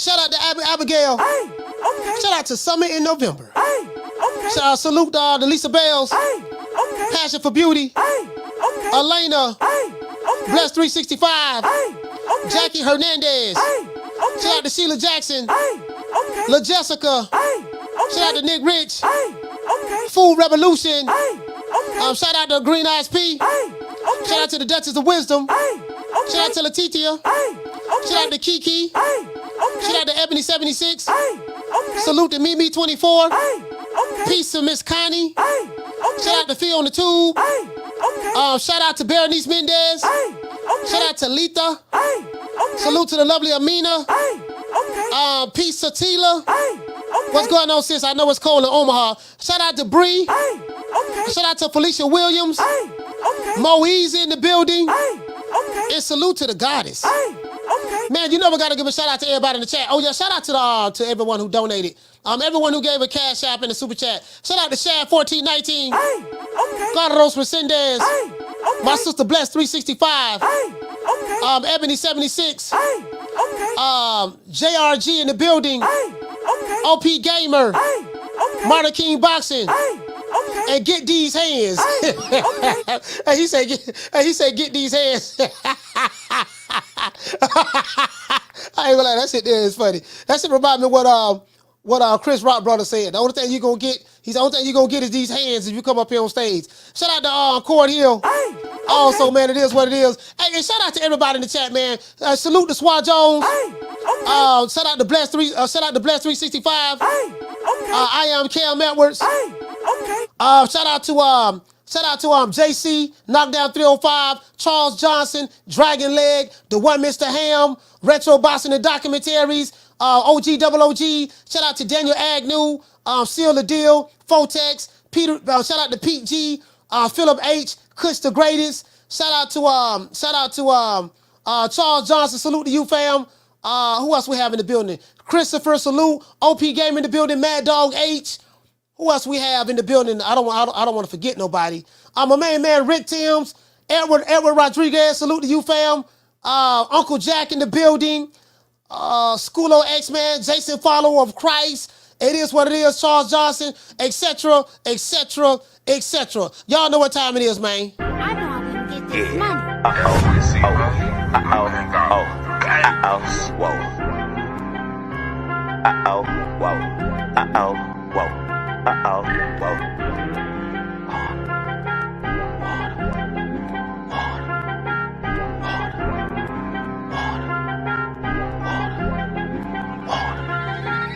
talking water, water, water, water, water, water. My bracelet cost about 40 and my necklace cost a quarter. Talking water, water, water, water, water, water. I go stupid like on Boosie. All this jury got me foolish. All this water, water, water, water, water, water. All of these diamonds, they bright, so you gon' see me at night. All of this water, water, water, water, water, water. Now why me drip, drop, drip, drop. Water, water, water, water, water, water, water. When your daughter see this water, she gon' let Boosie record. Them little niggas in the A, they making deals off the wall.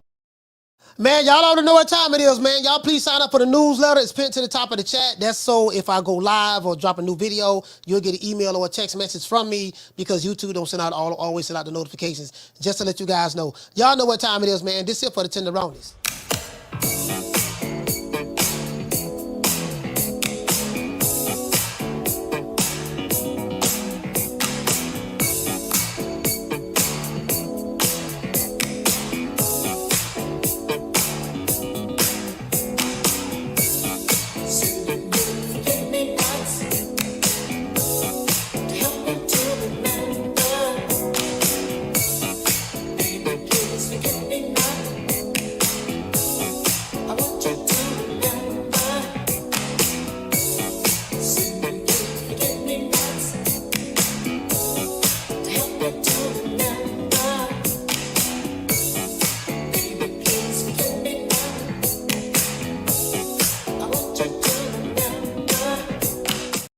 Hey, man, I'm going to see you guys. As a matter of fact, I'm going to see you guys on the patio. I'm finna go on the patio and start another live. We're going to rock out for about an hour or so. So I see you guys outside, and then we will be going live tomorrow at 3 o'clock Eastern Standard Time. You know my motto, don't meet me there, beat me there. Peace. I'm over here. You see, y'all see what I got in my hand? I got some rolling papers. I'm going to holler at y'all, man. Man, I'm out of here, bro. Let's go.